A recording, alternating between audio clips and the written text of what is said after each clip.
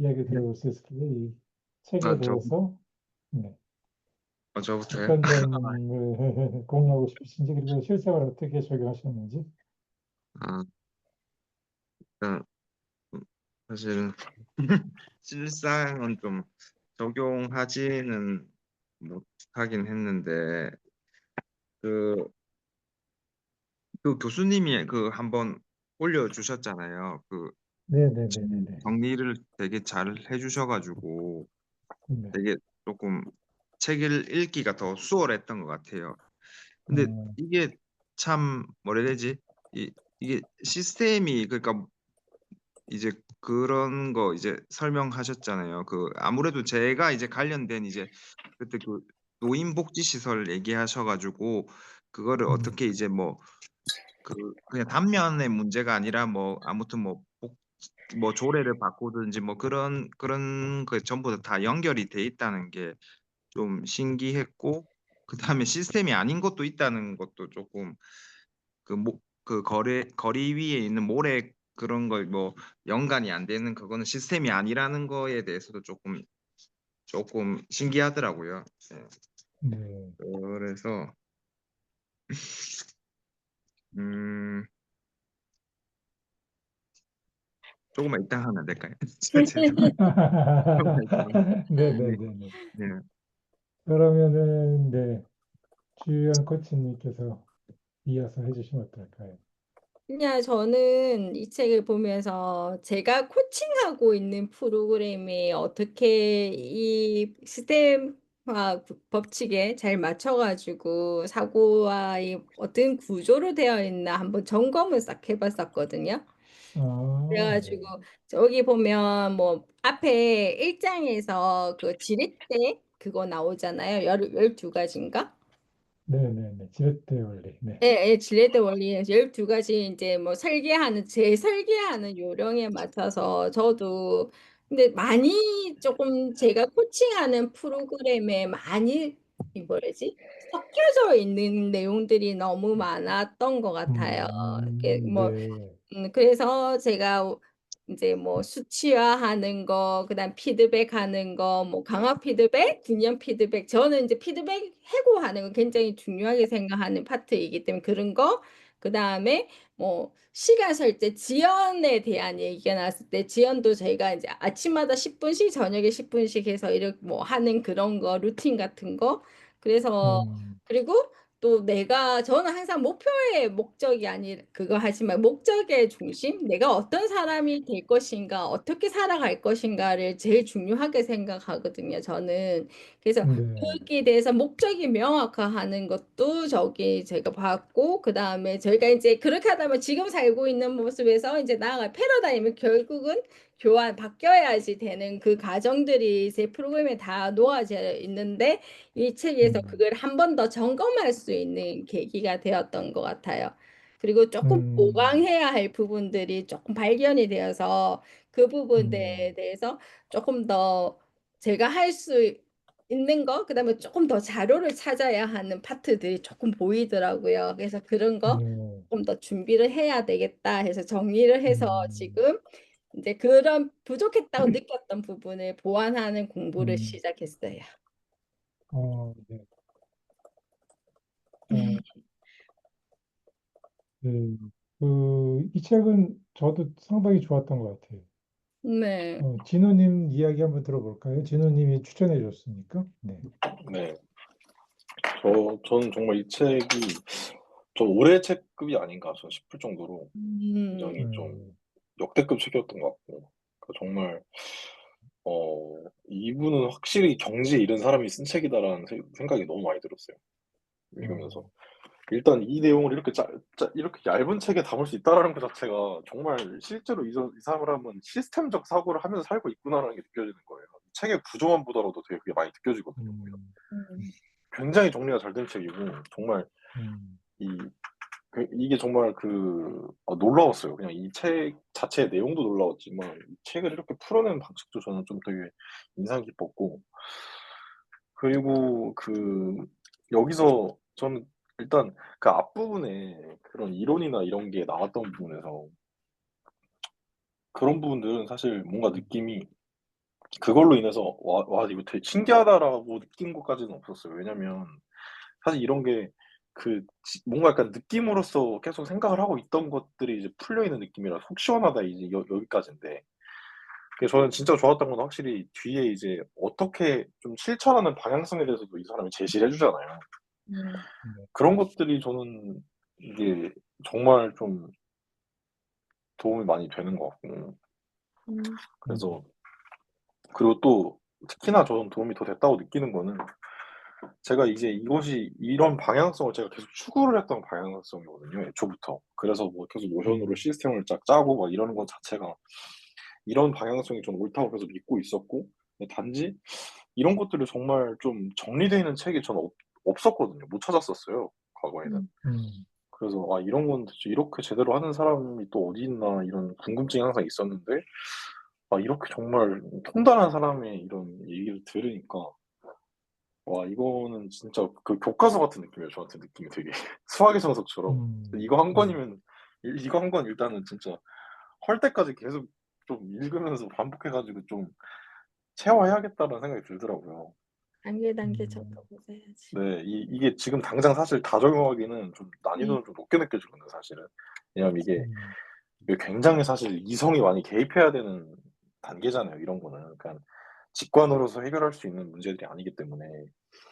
그래서 이거는 정말 뭔가 당장 이걸 모두 내가 이걸 구축하겠다라는 건 사실 불가능에 가까운 것 같고, 뭐 하나라도 아니면 뭐 중요하게 생각하는 부분이라도 우선적으로 좀 하나씩 그래도 적용을 해 나가면서 이거를 조금씩이라도 평생에 걸쳐서라도 이거를 하는 그 방향성이라는 것이 정말 중요하잖아요, 이게. 그래서 그런 관점에서 진짜 네. 이 책이 너무 좋았고 이 사람의 책이나 아니면 이 사람이 이제 얘기하는 학파가 있다 그러잖아요. 이 시스템 사고의 학파. 음. 다른 사람들의 책도 궁금하더라고요. 또 이거 말고 이 시스템에 대해서 또 어떻게 이해하고 어떻게 실천하고 있는지 그 사람들은 그것도 되게 궁금해지더라고요. 네. 네. 그래 가지고 상당히 인상 깊은 책이었어요. 진짜 이게 거의 두께에 비해서 아주 가성비가 이렇게 뛰어날 수가 있나 싶을 정도로. 보통 이 정도 느낌 받는 책들은 진짜 두껍게 막 그런 책들이 보통 받는 느낌이었는데 이런 책들에서 사실 기대하지 않는 느낌이었는데 너무 아쉬운 거는 제목이 너무 아쉬워. 한국 출판사가 망친 것 같아요. 이게. 아니 아예 내용이랑 다른 얘기잖아요, 사실은. 그렇죠. 그러니까 이게 네. 원래 제목이 Thinking in Systems인데 네. 이걸 갑자기 ESG를 갖다 붙인 게 이게 제가 맞죠. 볼 때는 예. 그러니까 마케팅 그 당시에 ESG라는 키워드가 뜨니까 거기다가 붙여 가지고 팔려고 한 것 같은데 완전히 실패한 것 같고 이거는 진짜 너무 심한 것 같아요. 이게 마케팅이 이게 완전히 선을 넘은 느낌 있죠. 맞죠. 네. 갑자기 여기 뒤에 ESG 투자의 기본인 시스템 사고란 무엇인가라는 말을 왜 붙이는지 이게 참 진짜 정말 이해할 수 없는. 근데 오히려 그래서 기분은 더 좋은 거 있죠. 왜냐면은 애초에 발견할 수 없었던 책인 거잖아요. 우연인 거잖아요, 이거는. 제목으로도 완전 블러핑이 돼 있기 때문에. 찾고자 한다고 찾을 수 없는 책을 찾은 거기 때문에 진짜 약간 보물을 발견한 느낌이 들더라고요.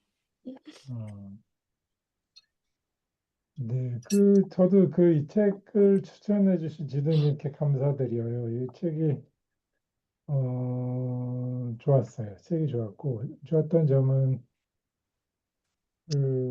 알게 모르게, 내가 이제 평소에 사용하던 사고 체계에 대해서 이름을 지어줄 수 있었다는 점이 좋았던 것 같아요. 이게 시스템적인 사고 방식이었구나라는 것들. 그리고 이제 뭐 저의 성향에 있어서 이런 사고 방식을 좀 즐겨하는 사람이구나라고 제 스스로를 정의 내릴 수 있는 그런 근거가 되는 책이었다라고 생각이 들었던 것 같아요. 그래서 여태까지 내가 어떤 식으로 디자인을 풀어나갔고 어떤 식으로 문제를 바라보는 것들 좋아하는 사람이었는지 스스로 많이 궁금했었는데 이제는 뭐 누구한테도 나는 시스템적으로 사고하는 사람입니다라고 얘기할 수 있을 것 같아요. 그리고 그동안에 많이 수업 시간에 활용했던 방법론들이 굉장히 겉으로 보기엔 화려하지만 궁극적으로는 이게 시스템적인 사고의 하나의 그 변형이거나 확장이었구나. 그리고 최근에 등장한 여러 가지 그 접근법은 결국은 시스템 사고를 기반으로 하고 있구나라는 것을 확인시켜줬던 책입니다. 그래서 현대 복잡한 세상을 살아나가려면 물론 이제 직관도 중요하지만 직관을 넘어서는 뭐랄까요?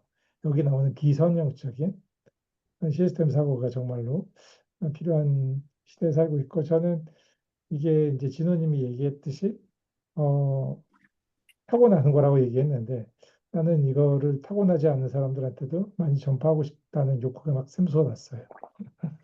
네. 자, 뭐 저는 뭐 이렇게까지 생각을 했고요.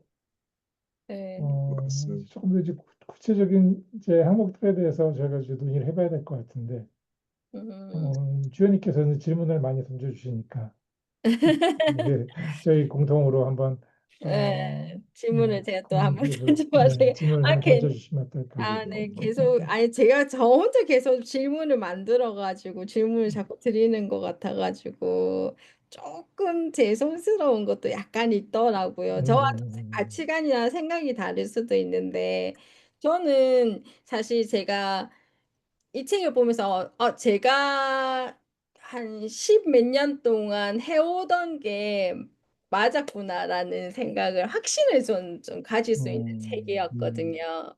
그러면서 제가 코칭하면서 제가 왜 이게 잘 안 되지라고 생각했던 게 강화 루프가 잘 만들어지지 않는 것 같은 거예요. 피드백이 강화 피드백이 그러니까 지속성이나 제가 이게 코칭하고 뒤에 이렇게 되는 그게 조금 너무 문제성이 뭘까? 왜 그럴까를 이해를 못했는데 저는 이제 이 책을 보면서 이런 사고 패턴 때문에 고객의 감정 변화라든지 이런 사고 패턴을 가지고 있기 때문에 이게 좀 성과라고 표현해야 되나? 그게 좀 이루어지지 않는 것 같다라는 생각을 했었거든요.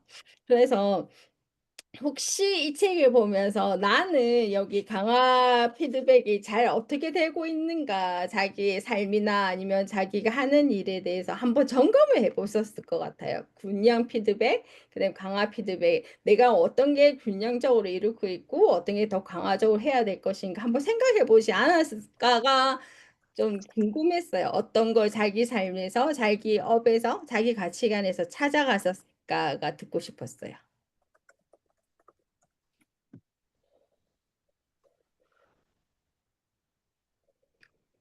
혹시 너무 이거 뜬금없나요? 좀 어려운 질문인 것 네, 같은 게 저는 네, 이제 그래서 제가 이게 사전에 네, 한번 먼저 드려야 됐었는데 제가 이게 음, 저번 주에 건너뛰면서 뭐 이렇게 정신없이 보내다 보니까 그때 음, 생각하고 체크만 해놓고 이거를 음, 한번 생각을 해볼 기회가 있었으면 참 좋겠는데 즉석에선 대답하시기 좀 곤란할 수도 음, 있겠다는 생각을 했어요. 음. 저희 여기 아니 저는 근데 예, 오히려 강화 피드백보다는 그 시스템 정황성 음, 이런 것에 굉장히 이런 특성 때문에 뭔가 좀 그 집값이 안 잡히고 마약이 안 잡히는구나. 그리고 우리가 이제 선하다고 생각하는 것들을 추진하는 데 있어서 이것들이 그 선한 의지만 가지고 또는 선한 의지 혹은 독재적인 또는 독선적인 의지만 가지고는 소위 말하는 시스템 성과를 얻기가 상당히 어렵구나라는 것들을 좀 저는 이해할 수 있었던 그런 계기가 됐던 것 같아요. 음, 왜 안 되지? 그래서 우리 다 좋은 걸 다 아는데, 근데 이제 그렇죠. 내부적으로 워낙 그 시스템이 항상성, 즉 말해서 그 시스템이 기존에 있던 패러다임을 그대로 유지하려는 힘이 워낙 강하기 때문에 그런 것들이 실질적으로 변혁이나 변화라는 게 굉장히 일어나기 어렵구나라는 것들을 조금 이해할 수 있었던 계기는 된 것 같아요. 근데 이제 그것들을 제 삶에 어떤 강화 루프가 있지? 강화 루프를 만들려면 어떻게 해야지? 라는 음, 것은 저는 이제 봉리로 그냥 해석했어요. 다른 음, 것보다는 복리. 그래서 시간이 걸리겠지만 진우님 말씀하셨던 것처럼 자본 내에서 복리를 적용시키는 것들이 결국 그 강화되어진 루프를 만드는 최선의 지름길이 아닌가 그런 생각은 했던 것 같아요. 음, 음. 다른 분들 그런 것 같아요. 어떠신지. 근데 이게 그 복리라는 것이 제 생각에는 그 강화 루프로 인한 결과물인 것 같아요. 좀 더 저는 그게 조금 명확한 경계지 않나? 그런 생각을 해요. 그래서 그 복리를 만들기 위해서 강화 시스템이 필요한 루프가 필요한 개념인 것 같아요. 음. 이게 음, 왜냐면 복리라는 것이 모든 복리라는 것은 실질적인 결과를 이루기 전까지는 거의 10년 가까이는 거의 결과가 눈에 가시적이지 않는데 근데 그럼에도 불구하고 그것을 지속할 수 있게 만드는 힘은 결국 시스템에서 나오는 건데 맞아요. 음. 네 그러니까 그 시스템을 어떻게 설계하느냐는 그냥 단순히 그 직관의 영역으로 보면은 성과에 따른 반복이나 그 행동 강화가 일반적인데 그거에서 벗어날 수 있는 설계를 할 수 있어야만 복리를 실질적으로 굴릴 수 있는 일단 초석이잖아요, 사실 그게. 음. 네, 그래서 그런 관점에서 어, 일단 그 복리라는 것이 저도 그게 이제 그 어떻게 보면 어떤 결과를 원하냐에 따라서 그 복리라는 것을 지향할 수도 있고 아닐 수도 있는 건데 이제 그것을 지향한다고 했을 때는 분명히 그 강화 피드백 루프는 그건 신경을 안 써도 어차피 진행이 되고 있었던 건데 그거를 내 의도에 맞게 설계를 하는 데 있어서 직관적이지 않은 것들을 자기가 이제 다룰 줄 알아야 되는 게 되니까 복리를 하는 게 아무나 할 수 없는 것 같아요. 음. 그래서 네, 그게 이제 어떻게 보면 딱 뭔가 약간 여기 이 시스템 법칙에서의 그 복리에 관한 위계이지 않을까 그런 생각을 합니다. 음. 이거를 저는 우리가 시스템 구조를 시스템 목적을 정해서 그 연결 구조를 만들고 이렇게 해야 된다. 그래서 우리가 복리 이렇게 지금 계속 우리가 몇 주째 얘기가 나오는 건데 그 경제적인 그 복리 말고 삶의 복리에 대해서도 시스템을 하려면 결국 그게 루틴이잖아요. 루틴. 저는 루틴이라고 생각이 들거든요. 복리로 계속 쌓아갈 수 있는 걸 명확하게 뭐라고 명시할 수 있을까 생각했을 때 가장 쉽게 이해할 수 있는 단어가 루틴하고 연결을 해야 하지 않을까? 매일 반복적이고 그리고 그 일에서 성장할 수 있는 나아갈 수 있는 계속 반복하다 보면 나아갈 수 있는 그거.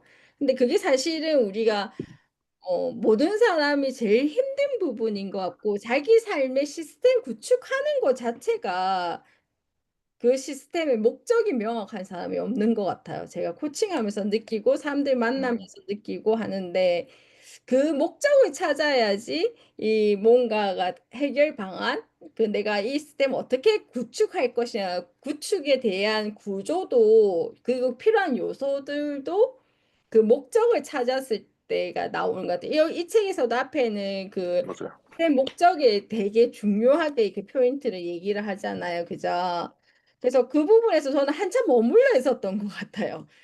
제가 이제 그런 쪽에 일을 하다 보니까 관점이 그쪽으로 인해서 사람들한테 어떤 계기를 줘서 이걸 좀 할 수 있을까에 집중을 해서 그런지 모르겠는데 이 하나의 파트 한 장마다의 내용은 그걸 어떻게 접목시켜서 실천 방향으로 만들어 갈 것인가가 저는 계속 좀 그랬어요. 그래서 제가 마지막에 이제 그 지렛점에서 그걸 이제 실천 방향을 아주 좀 쉽게 연결할 수 있던 게 12가지의 지렛점이었던 것 같거든요, 저는.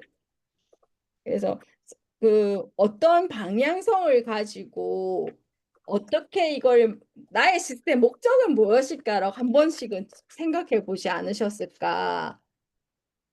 저는 이번 책에서는 조금 음, 다른 관점을 갖게 된 것이 그 시스템에는 지연이라는 요소가 있다고 하고 카 네네네. 딜러의 사례가 나오거든요. 네. 그래서 그 목적은 제가 보면은 이렇게 플럭추에이션이라고 해서 올라갔다 내려갔다 올라갔다 내려갔다 하는 게 당연히 있는 것 같은데 저희가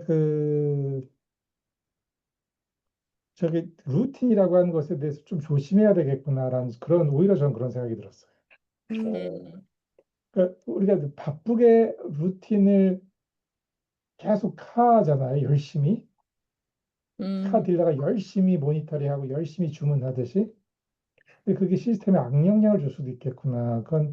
그런 생각이 오히려 전 들었던 것 같아요. 그래서 너무 열심히 하다 보면 시스템이 불안전하게 되어지는 그런 원인을 제공해 줄 수 있겠구나라는 것들. 그래서 조금 큰 그 목적을 가지고 장기적인 관점에서 약간 여유를 부리는 것들도 시스템을 안정화시키는데 오히려 도움을 줄 수 있겠구나. 그런 좀 인사이트가 있지 않았나 싶고요. 그래서 이제 비선형성이라는 얘기도 전 너무나 재밌더라고요. 모든 사회가 다 열심히만 일하라고만 얘기하고 있잖아요. 그리고 빨리 해라라고만 얘기하고 있는데, 그렇지 않을 수도 있겠구나. 그리고 부자들이나 혹은 성공한 사람들은 그래서 여유 있는 삶을 사는 게 아닌가라는 생각들도 하게 된 계기가 있었던 부분이 충분히 있었던 것 같아요. 저는 그래서 이 책을 읽고 난 다음에는 물론 이제 날씨도 좋아서 그렇지만 루틴을 아무리 바빠도 하루에 아침에 일어나서 자전거 30분은 타야지 그런 루틴을 만들고 아무리 바빠도 자전거 좀 타거든요. 근데 그렇게 이렇게 좀 루즈해지면 오히려 더 좋은 생각이 나는 것 같아요. 맞아요. 그래서 이제 급하다는 게 절대로 좋은 시스템에 영향을 주지는 않는구나. 맞아요. 저 진짜 근데 그 교수님의 그 통찰이 저도 너무 그게 공감을 하고 정말 감명 깊은데 정말 그것까지 이제 인지가 되는 게 그게 시스템이 결국 완성도를 높이는 길인 것 같아요. 결국에는. 그래서 그 교수님 말씀대로 진짜 이게 정해진 룰을 따른다 이 개념으로 이제 가다 보면은 그게 그 룰이 초반에는 어떤 여러 가지 변수들에 대해서 이해하지 못하다 보니까 되게 단편적이잖아요.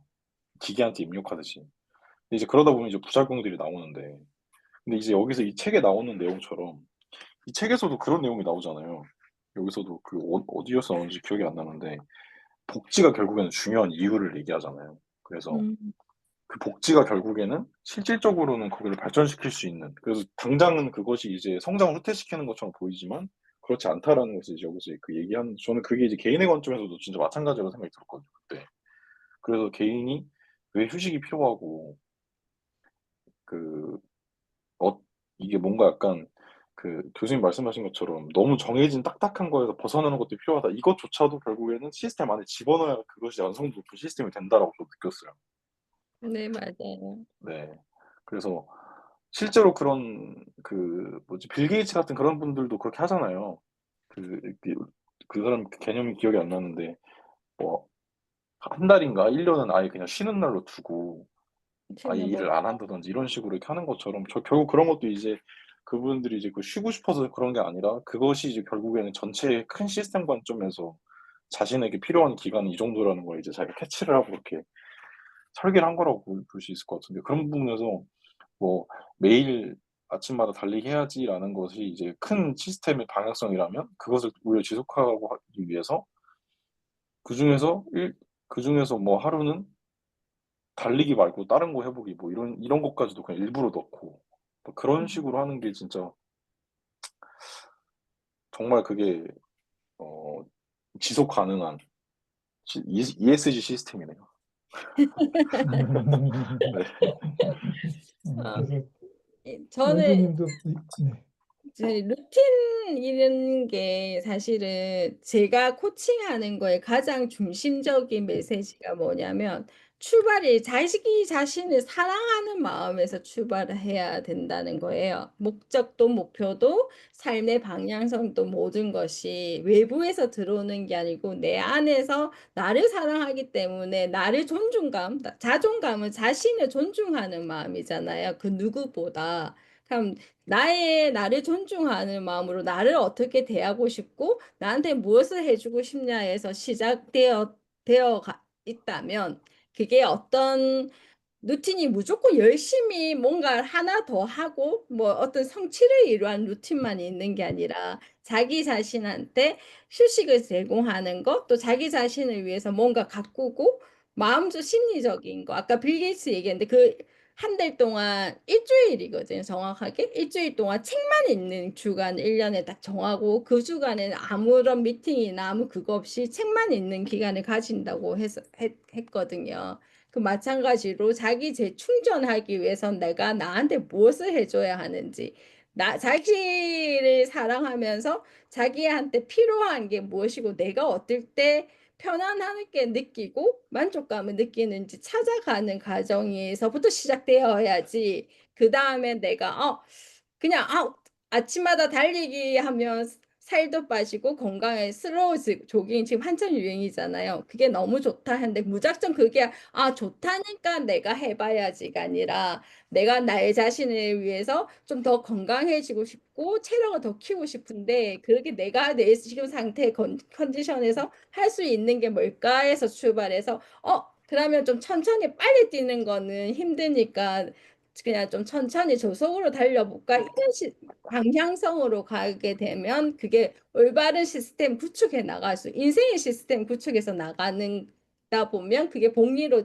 성장을 하고 나의 삶이 경제적이든 뭐 행복 지수든 해서 윤택해지지 않을까가 제 코칭의 가장 중요한 메시지거든요. 그 개념으로 이렇게 생각을 해보면 저는 근데 그래서 여기서 어 이 책에서 처음에 얘기할 때 그런 내용이 있었던 것 같아요. 음, 그러니까 어떤 시스템에서 우리가 보면 어떤 사회적 구조나 어떤 장면이나 보면 한 부분만 보고 전체를 판단하는 경향이 있잖아요. 근데 그걸 일찍 첫 시작할 때 부분이 아닌 그 연결되어 있는 주의 관계를 주목해서 시선을 확장해야 된다는 얘기가 있거든요. 그 시선을 확장해야 된다는 얘기를 잘못 받아들이면 자신이 아니라 외부로만 보이게 되지 않을까라는 그런 생각이 저는 들어서 그 무엇보다 중요한 게 이 책에서도 시스템을 있어야 하는 시스템의 목적이 제일 중요하다는 얘기에서 저는 이제 그걸로 자꾸 쭉 늘어졌었던 건데 그래서 저는 이제 다른 선생님들이 이 책을 볼때 그런 면에서는 어떤 생각들을 통달하셨을까? 결론을 내렸었을까? 그러면 전부 다 이 책에서 우리 매일 전에 한번 해서 이 책은 나한테 무엇이다 딱 한마디로 정의를 내린다면 그게 무엇일까? 그러니까 첫 번째 궁금해. 왜냐하면 쉽고도 어렵고 하는 내용인 것 같아요. 이 내용이. 쉽다고 표현할 수도 있지만 이거를 삶에서 녹아내려서 적용해 나간다는 건 좀 쉽지만은 않고 한 번 하고 말 게 아니라 지속성 있게 계속 꾸준히 하나 시스템이라는 것은 사실 일회성의 시스템이라고 저희가 표현하지 않잖아요. 꾸준하게 그 같은 패턴이 계속 이루어졌을 때 그게 시스템이 만들어졌다라고 표현하는 건데 그럼 꾸준히 하기 위해서 나는 내 삶에서 나의 시스템을 어떻게 구축해 나갈 것인가 한 번쯤은 정리를 해보지 않으셨을까? 아니면 내가 하는 일에 나의 삶에 뭐 가족 관계에 이렇게 여러 가지 영역에서 봤을 때 그런 시스템을 어떻게 정의를 내리고 계실까가 좀 궁금했었어요. 한 번에는 안 되겠지만 한 파트 정도는 해보지 않으셨을까라는 생각을 저는 했었거든요.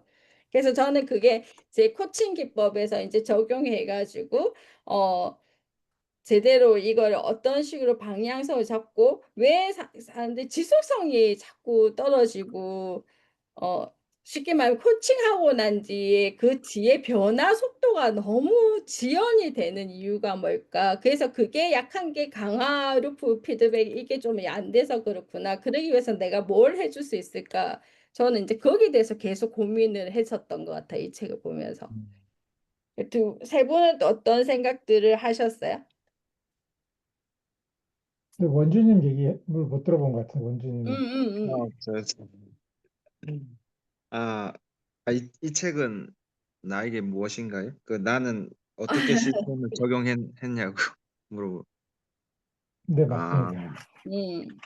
그 그렇죠. 이게 뭐 근데 이게 지금 아까 전에 보니까 좀 딴 얘기일 수도 있는데 이게 시스템이 이제 뭐 어떻게 보면 좀 이게 나만의 문제뿐만 아니라 뭐 모든 게 좀 얽혀 있는 거는 맞고 근데 이제 이 책을 통해서 이제 내가 깨달았으니까 어떻게 그거를 이제 바꿔 나가야 될지를 이제 알게 됐기 때문에 뭐 무슨 환경이 만약에 그거를 바꿔야 된다면 그거를 이제 제가 이제 그거를 또 조절을 해야 되는 부분이고 그런 것 같은데 음 저는 그 28 페이지에 그 예시들이 많이 나오더라고요.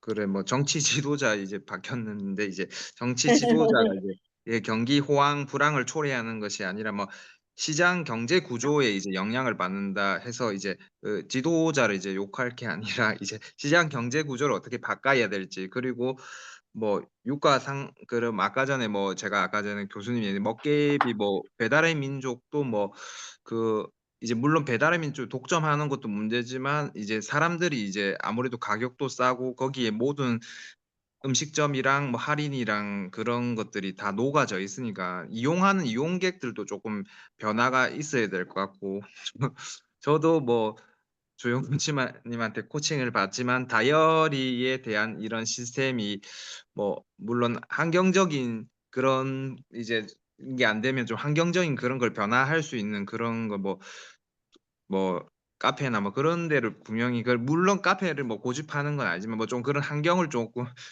해야 될 시스템이 그런 거를 좀 구축해야 되겠다는 게 좀 생각입니다. 음.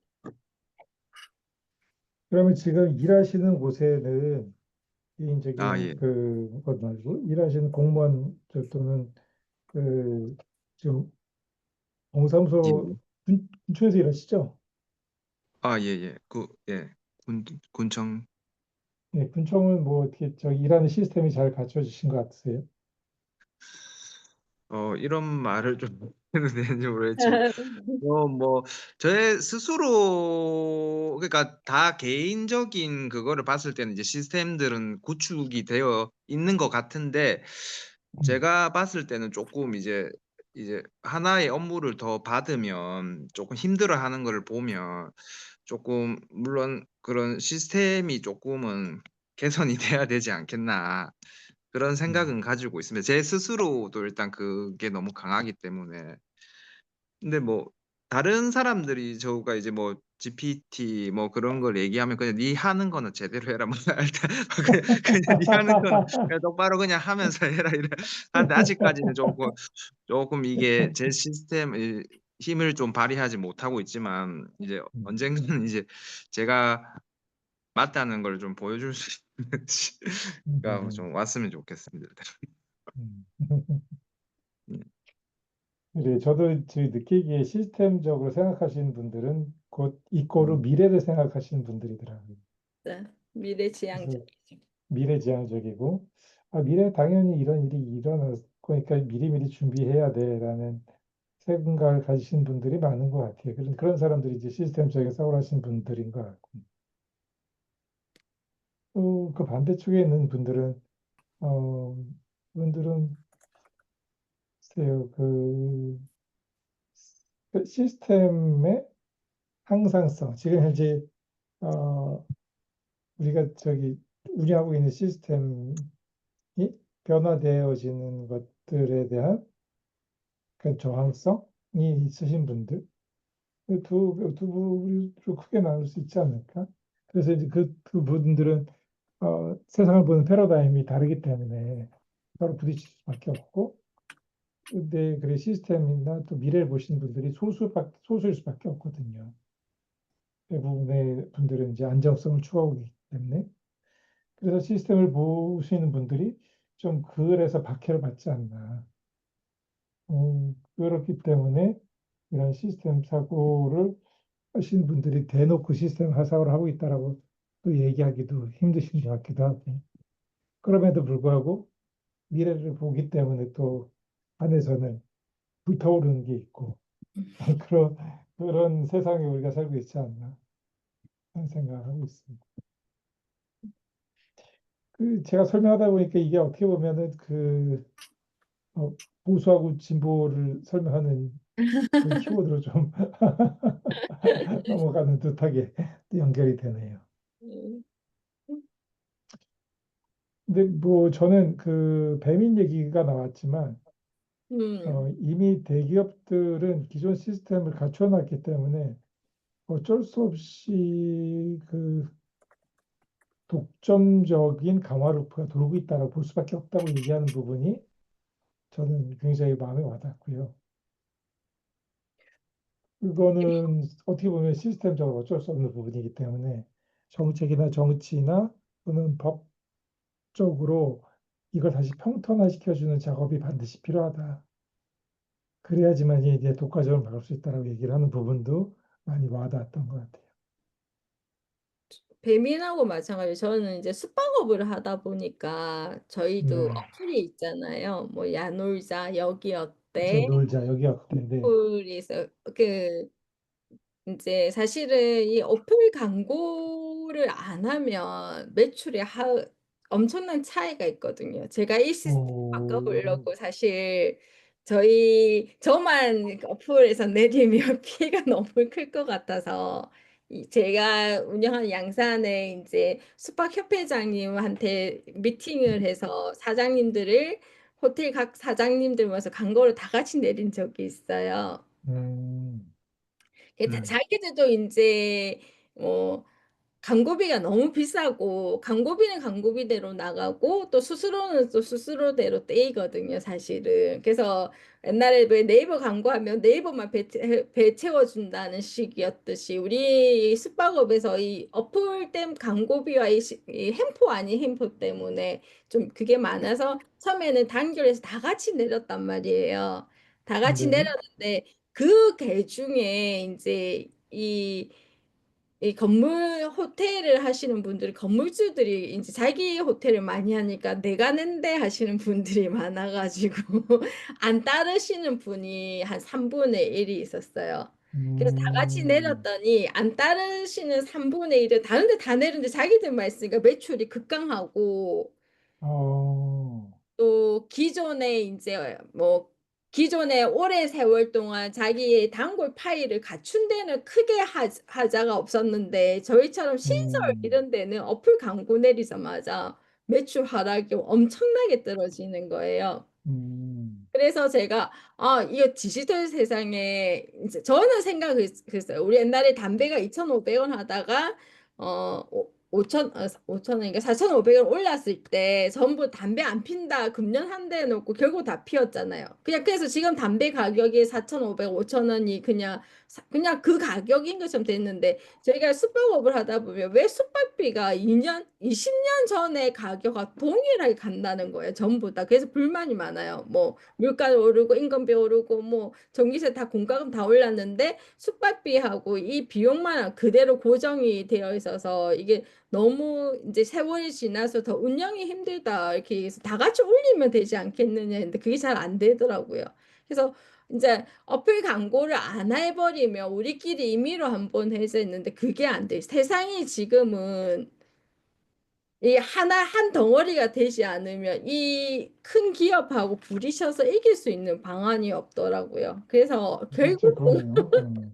어쩔 수 없이 음, 제가 하재해 놓고 그렇다고 너무 하락해 있는데 그걸 계속 유지할 수가 없어서 한 달 만에 제가 또 일일이 방문해서 저희는 안 되겠다 광고를 회복해야 되겠습니다 해가지고 음, 양해 구해서 이제 광고를 회복해서 했었던 적이 있거든요. 그래서 디지털 이 세상에 이제 갈수록 세상 변화가 왔는데 그걸 따라가지 못하면은 이거 진짜 힘든 것 같아요. 특히 어플 광고 이거는 어쩔 수가 없는 것 같아요. 그래서 참 이런 만약에 한다면 그걸 감안하고 덤벼들거나 아니면 진짜 제일 힘든 게 엣지의 삶을 그러니까 가장자리의 삶 다른 사람한테 너 혼자 노의 삶을 선택하는 게 답인데 그렇게 할 수 있는 강단 용기가 없으면 정말 힘든 것 같아요. 모든 이거는 이 분야만 그런 게 아니고 다른 분야에도 기존에 신설되는 업종이래나 그런 업종이 아니면 특히 오래 세월 동안 구축되어 있는 그 시스템을 바꾸는 거는 정말 계란을 바위치기처럼 힘든 것 같아. 그들만의 오래된 그 딱 잡혀 있는 그 구조가 진짜 그런 거 있는 것 같아. 특히 우리나라의 뭐 이제 뭐 지역적인 일을 하시는 공무원들이라든지 그 업계마다 저는 옛날에 할 때 국회의원들하고 많이 만나고 했었는데 그 정치계의 사람들도 그렇고 그 시스템 구축되어 있는 거는 새로운 누군가가 새로운 공약을 가지고 새로운 자기의 그걸 가지고 내세울 할래도 그 안에 소속되어서 들어가 버리면 그게 안 되더라고요. 그래서 참 사람이 바로 서야 된다. 제가 그래서 사람한테 집중하게 된 개인에 집중하게 된 계기가 그런 일을 하면서였는데 사람이 바로 서야지 그 사회 문화가 바로 서고 뭐든지 바로 단결이 돼서 바꿀 수 있겠구나 생각을 하게 되었던 것 같아요. 그렇죠. 이제 시스템을 바꿔야 된다라고는 다들 동의하시는 것 같아요. 지금 전반적으로. 왜 그러냐면은 그 시스템이 지금 디지털과 결합이 되어져서 그 피드백 루프가 너무 짧아졌다라고 얘기하죠. 맞아. 과거에는 뭐 그런 우리가 이제 광고를 내렸을 때 그 피드백이 한 달, 두 달 걸려서 왔었다면 지금은 뭐 피드백이 바로바로 들어오니까 이 강화 루프가 그 뺑뺑뺑뺑뺑뺑 돌아서 그 격차가 엄청나게 벌어지는 게 눈에 보이는 세상에 살고 있기 때문에 어떻게 보면은 아, 정말로 정말로 힘든 세상을 살고 있는 거죠. 음, 그런데 저는 이제 아까 중국에 대해서 말씀드렸지만 중국은 일단 공산국가잖아요. 일당 독재고. 그래서 뭔가 좀 시스템 내부적으로 불만이 있어도 저항이 있어도 그거를 조금 무대포로 밀어붙이는 그런 시스템을 갖추고 있는 나라인 거는 확실한 것 같아요.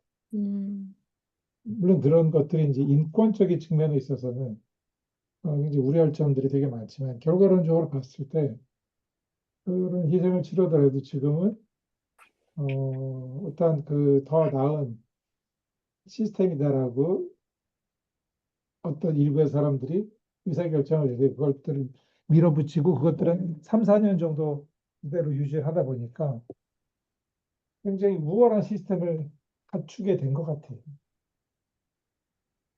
그래서 그 우월한 시스템이 전 세계적인 관점으로 봤을 때는 또 강화 루프를 타고 그 격차가 결국은 더 벌어질 수밖에 없는 그런 구조적인 차이점을 갖고 있구나라는 것들을 이번 중국 여행에서 느꼈고 이거 어쩌지? 진짜 그런 것 같아요. 이거 어쩌지? 음. 우리나라 현대하고 기아 자동차가 택도 없겠더라고요. 그러니까 우리나라는 시스템의 안정성을 위해서 내연기관 차나 뭐 하이브리드 자동차를 만들잖아요. 음, 이제 중국은 안 만들거든요, 아예. 음, 그 노동자들 내가 어떻게 되든지 상관 안 해. 다 전기차 만들어. 그래서 전기차의 퀄리티가 되게 높아요. 과거에는 뭐 인테리어나 익스테리어 같은 것들, 이런 부품의 디테일 같은 것들이 많이 떨어졌다고 얘기했는데, 이번에 가서 제가 경험한 바로는, 이건 안 되겠더라. 경쟁 자체가 안 되는 다른 패러다임, 어너더 레벨에서 경쟁이 되겠구나. 그래서 우리 이제 삼성 핸드폰이 안 팔리듯이 이제는 뭐 중국 차 때문에 우리나라 차들이 명함도 못 내밀겠구나. 근데 미국 차는 더더군다나 더 심하고. 근데 그거를 우리가 눈 감고 아웅식으로 안 보고 있었던 것뿐이구나. 그런 생각을 좀 많이 했던 것 같아요. 근데 제가 예전에 사업할 때, 큰 사업할 때 제가 배 수주를 많이 받았었거든요. 근데 네, 네, 네. 중국이가 그때 우리나라에는 현대조선이나 삼성중공업에서 배를 이렇게 그거 수조하는 데 걸리는 게 6개월에서 1년 정도 시간이 걸린다면 중국에는 다 만들어 놨어요. 음, 그러니까 엔진하고 그냥 엔진만 넣으면 배가 바로 완성되는 배예요. 신축 배를 그러니까 외형을 다 만들어 놓고 엔진은 따로 이렇게 이제 조립만 하면 되게끔 만들어져 있거든요. 근데 음, 그거를 제가 해외에서 배가 뭐 700척 뭐 이게 필요하다 하니까 제가 이제 전 세계의 배 이거 다 수수해도 그 수를 못 맞춰서 중국에 어, 관련해서 이제 그 아마존을 통해서 이렇게 계약을 이제 이게 미팅을 하고 난 뒤에 전달을 했더니 그 신축 배라고 쳐주질 않더라고 세계에서. 중국에는 음, 배가 이미 700척이 필요하면 1000척이 이미 바로 한 달 내에 출고가 될 만큼 다 만들어져 있는데 신축이라고 생각 안 하고 중고라고 쉽게 말하면 그렇게 개념으로 세계에서 받아들이더라고요. 음, 그래서 그리고 우리가 조금 대조선 이쪽에서는 세계에서는 받아들이는 이미지가 최강이에요, 사실은. 음, 한국 기술. 그래서 사실 우리가 전기차 이것도 우리는 이제 안전을 추구하다 보니까 또 우리가 우리나라가 효율성을 되게 많이 따지는 나라거든요. 자원이 없어서 네, 이게 네, 네. 일을 하다 보면 효율성적인 걸 굉장히 우리 효율적으로 일하. 그래서 빨리빨리 뭐든 효율적으로 하려다 보니 밖에서 보이는 이미지가 빨리 빨리 빨리 빨리 막 그렇게 하지만 항상 보면 한국 사람들 문화적 특성이 그건데 그쪽에서 생각했을 때는 어피 보기에는 저는 중국의 전기차가 더 불안한 것 같아요. 왜냐하면 중국의 전기 배터리가 사실 지금 사고도 제일 많이 일으키고 있고 네. 그 제가 들은 소문에 그 뭐지? 밖에 세부적인 디테일이나 요소가 좀 불안하다는 얘기를 저는 들었거든요. 제가 그쪽에 어, 일하시는 분들, 저는 아직 이제 CEO 그 모임에 한 번씩 참여를 하기 때문에 들어보면 그 형태가 보기에 그럴싸해 보이는데 보면 마무리라는 디테일적으로 굉장히 허술하게 되어 있는 게 너무 많다. 우리가 그 음, 중국 차를 우리나라에서도 많이 지금 사는 사람들이 많잖아요. 그런 네, 네. 얘기를 하더라고요. 그래서 자기가 어떤 차를 샀는데 그 차를 받았는데 내가 중고를 샀는 줄 알았어. 신차를 받았는데 뭐 음, 그 마감 처리가 잘 안 돼서 문 옆에 이렇게 만나는 지점에 녹이 약간 음. 있다든지 아, 뭐 그런 이제 디테일적으로 따져보면 우리도 뭐 사실은 그 뭐라지? 그 뽑기라고 하잖아. 차, 뭐 핸드폰 전부 다 뽑기라고 하는데 그렇죠. 그 개념을 넘어선 그 수준이더라. 그래서 싸고 뭐 퀄리티 괜찮을 거라고 하도 평이 좋고 또 디자인이 또 너무 예쁘게 나와가지고 했는데 그게 이제 중고상의 매매 거래도 안 되고 이제 애물단지가 되어 있다 이런 얘기를 음, 하더라고요. 그리고 이번에 벤츠 그 자동차 이제 지하에 그 사건도 나고 이래놓으니까 좀 음, 타기도 불안하고 실제로 운행 도중에 불이 나는 걸 많이 경험한다고 해요, 중국에서는. 네, 네. 네. 그래서 근데 뭐 듣기 그냥 전에, 네, 그런 게 있어가지고 저는 사실은 우리나라 시스템적인 구조만 본다면 대한민국의 시스템 구조가 좀 나쁘진 않다고 생각해요, 세계적으로 볼 때. 그래서 네. 사람들이 판단할 때는 그렇더라고요. 그 한국의 메이드 인 코리아라는 그 하나만으로 먹히는 점수가 제 해외 이거 미팅을 했을 때 한 70점 정도는 먹고 들어가요. 그래서 근데 제가 이제 여기서 중요한 포인트를 말씀드리고 싶은 게 관점이 다른 것 같아요. 음, 지금 말씀하시는 거 보면은 이제 굉장히 자본주의적으로 어떤 민주주의적인 뭐 사고방식으로 개인의 어떤 그 경험 위주로 말씀하셨잖아요. 네. 근데 제가 보는 그 관점은 어, 중국이란 나라는 그 인민들 대상으로 테스트를 하는 거거든요, 지금. 맞아. 예. 그래서 그 개인의 삶이 어떻게 되든지 신경을 덜 쓰더라도 전체적인 사회 시스템이 미래는 이렇게 바뀌겠구나를 계속 시뮬레이션 하는 나라라고 저는 봐요. 그래서 어떤 점이 저는 좋았냐면 도시가 조용하더라고요. 조용해졌어요. 음, 그거는 자동차하고는 또 자동차 산업하고는 상관없이. 음, 두 번째는 매연이 없어졌더라고요.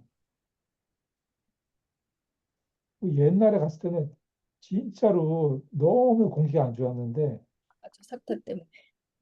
이거는 정말 깜짝 놀랄 정도로 매연이 없어졌고 세 번째는 뭐냐 하면 그 배터리를 재생시켜서 그렇게 또 오토바이를 많이 만들더라고요. 스쿠터 같은 거. 음, 그래서 스쿠터도 엄청나게 매연을 심하게 내는 원동기구 중에 하나거든요.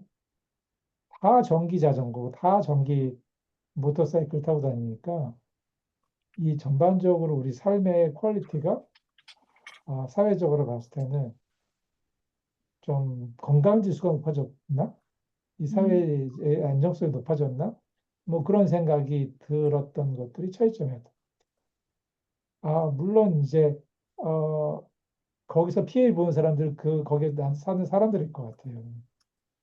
자기네들이 마루타니까. 하지만 이 마루타를 이 과정을 통해서 몇 년 이런 강화 루프가 돌고 난 다면 그 전쟁 때 사람 인체 상태로 뭐 테스트를 해서 의학이 발달하듯이 시스템적으로는 굉장히 업그레이드 되어질 것이 분명한 것 같고 거기다가 거의 대부분의 차가 이 셀프 드라이빙 그 인공지능을 다 탑재시켜 놨더라고요. 그게 중국에서 있으니까. 그러면 이게 이제 한 도시가 한 몸뚱아리처럼 돌아가게 되거든요. 정말 시스템적으로. 이런 거는 어디서 보도 못한 어떤 새로운 시스템을 만들어 가지고 이런 실험을 하고 있는 곳이구나. 미래의 어떤 실험 도시? 이게 좋다 나쁘다는 아니지만 결국은 아무도 실험하지 못하는 것을 실험할 수 있는 나라구나라는 그런 측면에서 전 무섭다는 생각이 너무 들었어요. 맞아요. 미국이나 어떤 인권이 중시되어지는 어떤 지역에서는 절대 일어날 수 없는 그런 일들이 일어나고 있다는 거죠. 음. 근데 이제 저희는 물론 자유민주주의 체제에 살고 있기 때문에 이것의 장점에 대해서 강조하고 있겠지만, 어, 모르겠더라고요. 앞으로는 어떻게 될지. 인공지능이 좀 거의 업그레이드 되어지는 세상에서 우리 인간이 과연 지금처럼 인권을 어, 중시하고 각각의 개인의 개성들을 살리는 방식으로 우리 인류가 살아남을 수 있을까? 그런 것들 자체도 좀 큰 고민이 되었던 여행이었던 것 같고요. 그리고 모바일로 이렇게 결제하는 시스템이 너무 잘 돼 있어요. 앞서가지고. 근데 그게 너무 제가 솔직히 말해서 끔찍하게 잘 돼 있는 것 같은데 QR로. 근데 그게 어떻게 보면 다 개인정보가 순간순간 털리는 거거든요. 음. 그 끔찍하게 저 일거수일투족이 다 투명하게 공개되어지는 사회이기 때문에 이런 사회에서 물론 사람들은 표면적으로는 되게 편리하다라고 느낄 수 있겠지만 또 시스템 백단에서는 이것들 다 데이터화해가지고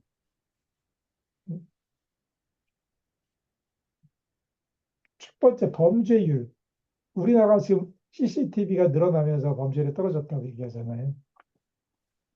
마찬가지더라고요. 이 나라도 CCTV 플러스 모바일 결제 시스템 때문에 범죄율이 엄청나게 떨어졌다고 얘기를 해요. 아, 표면적으로 봤을 때 되게 안전한 사회로 가고 있구나. 그런 것들을 지향하고 있구나. 어떤 체계 안에서는요. 음. 뭐 그런 것들이 우리나라도 좀 이렇게 어렵겠구나 이런 것들이 도입되어지기는. 하지만 격차는 벌어지고 있구나. 그래서 사실 이것도 요번 대통령이 진짜 중요했다고요, 우리나라에서. 그러니까 시스템을 뒤집어 엎을 사람이 필요했던 것 같아. 진짜 요번에가 지금 시기적인 거나 지금 정치적인 것도 있고 세계에서 보는 시선이나 위치적인 것도 지금 진짜 중요한 시점이어서 진짜 중요한 타이밍에 요번 대통령이 너무 중요한 타이밍이었는데 지금 음, 그래서 아까 교수님 말씀하신 것 때문에 그런 것 때문에 지금 미국하고 대적하는 거잖아요. 중국이 사실은 우리가 뭐 그렇죠. 네. 암만 강국이 되었니 뭐 세계적으로 뭐 어떤 선진국이 되었네 해도 한국하고 미국하고는 그게 안 되는 거고 게임이 안 되죠. 네. 또 트럼프가 한국을 무시한다고 막 그렇게 하지만 사실은 한국에 굉장히 중요한 자기의 그거거든요. 그래서 그럴 수도 없는 위치인데도 우리가 할 수가 없는데 중국 대적하는데 이 중요한 시기에 정말 그렇습니다.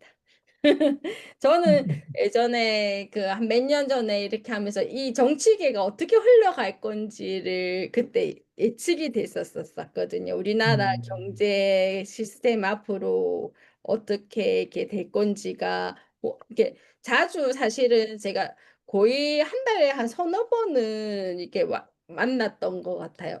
각종의 그 정치계를 되게 싫어하게 된 계기도 그때 음. 그런 일을 하면서 그들의 안면성을 너무 접한 거예요. 그래서 너무 정말 싫었고 그래서 우리나라의 뭐 주요 기름이라든지 여러 가지 상황이 이런 변동이 있을 수 있겠다 했는데 그 시스템이 굴러가더라고요. 정말 이번에는 정말 좀 그랬으면 좋았을 텐데 그러지 못한 게 좀 그렇네요. 특히 또 우리나라에는 지금 AI 그걸 만들지 않았잖아요. 그렇죠. 반도체에 만들지 너무 못했죠. 집중하는 네. 나머지 맞아요. 네. 그래서 그게 사실은 앞으로의 우리가 계속 이 생활을 유지할 수 있을까, 이 위치를 유지할 수 있을까가 가장 큰 음, 기반 되는 시점이었죠, 사실은. 맞아요. 지금 음. 그래서 저는 이렇게 눈에 강조하는 게 젊은 친구들이 좀 나가야 된다. 일본 그만 가고, 일본 그만 가고 좀 시스템적으로 선진국인 나라들을 진짜 가서 시스템을 체험하고 돌아와서 우리나라의 시스템을 변화시키는데 좀 선봉장이 됐으면 좋겠다는 생각이 좀 많이 점점 더 심하게 하고 있는 것 같아요. 우리도 이제 예전처럼 사람이 자원이 되어야 하는데 네, 그러려면 사실 맞아요. 네, 희생을 많이 해야 그렇죠. 네, 사람의 자원이 우리가 가진 자원은 사람밖에 없으니까 그게 돼야 되는데 지금 네, 그렇지 못한 그거고 그렇다 음. 보니까 이제 그렇게 악순환으로 가는 거죠. 그리고 부동산도 이제 저희 맞아요. 깝깝하고. 부동산도 그렇고 부동산도 네, 보면 여기서 나온 뭐 공공지의 비극이라 그러네. 공공재의 비극. 그거랑 똑같이 가는 것 같아요. 맞아요. 파멸을 보면서 가는 것 같아요. 파멸을. 그러니까 시스템을 좀 이해하시는 분들은 얼마나 불안하시겠어요. 파멸이 보이면. 그리고 근데 저는 근데 뭐 저희가 뭐 1시간 반 정도 얘기했는데 궁금한 네. 점이 여기서 다들 이제 이 책을 읽어서 시스템을 찾아를 하시는 경향이 있지만 나는 그렇게 생각하지 않아 하시는 분도 있을 것 같아요, 분명히. 음, 시스템 관심 없어. 그냥 세상을 그렇게 보지 않아라는 분들도 있을 것 같은데, 혹시나 그런 관점이 있으시면, 뭐, 저도 좀 얘기를 들어보고 싶어요. 왜 그러냐면은, 너무 편향된 쪽으로, 그래, 맞아, 우리 우주는 시스템으로 흘러가고 있어. 라고 하시는 분들만 있다라고 믿으면 안 될 것 같아요. 음. 근데 원주님도 세상은 시스템으로 돌아가고 있다 생각하세요? 저도 뭐 그때 들은 게 있는데 뭐 아무리 뭐 대통령이 변하고 뭘 해도 이제 우리나라는 이제 시스템이 뭐 헌법이라는 그런 것도 있고 뭐 그런 시스템이 있기 때문에 뭐 무너지지 않을 거라고 뭐 그때 얘기를 들은 게 있어서 시스템으로 돌아간다고 사실은 생각이 너무나 들고 저는 오히려 시스템을 대로 안 돌아간다고 생각하는 사람은 그죠? 어떤 사람인지 생각을 좀 안 해봐 가지고 좀 건달인 건달도 근데 나름 그쪽에서도 시스템이 있을 것 같은데 예 시스템으로 안 돌아가는 건 없다고 저는 생각이 들어요. 예. 음. 음. 저는 예. 이게 저는 그것에 대해서 좀 뭔가 이제 다른 관점이라고 한다면 음. 시스템이 아니라 어 그러니까 여기서 이제 얘기했던 것 중에 되게 핵심 내용이 나오는 게 어,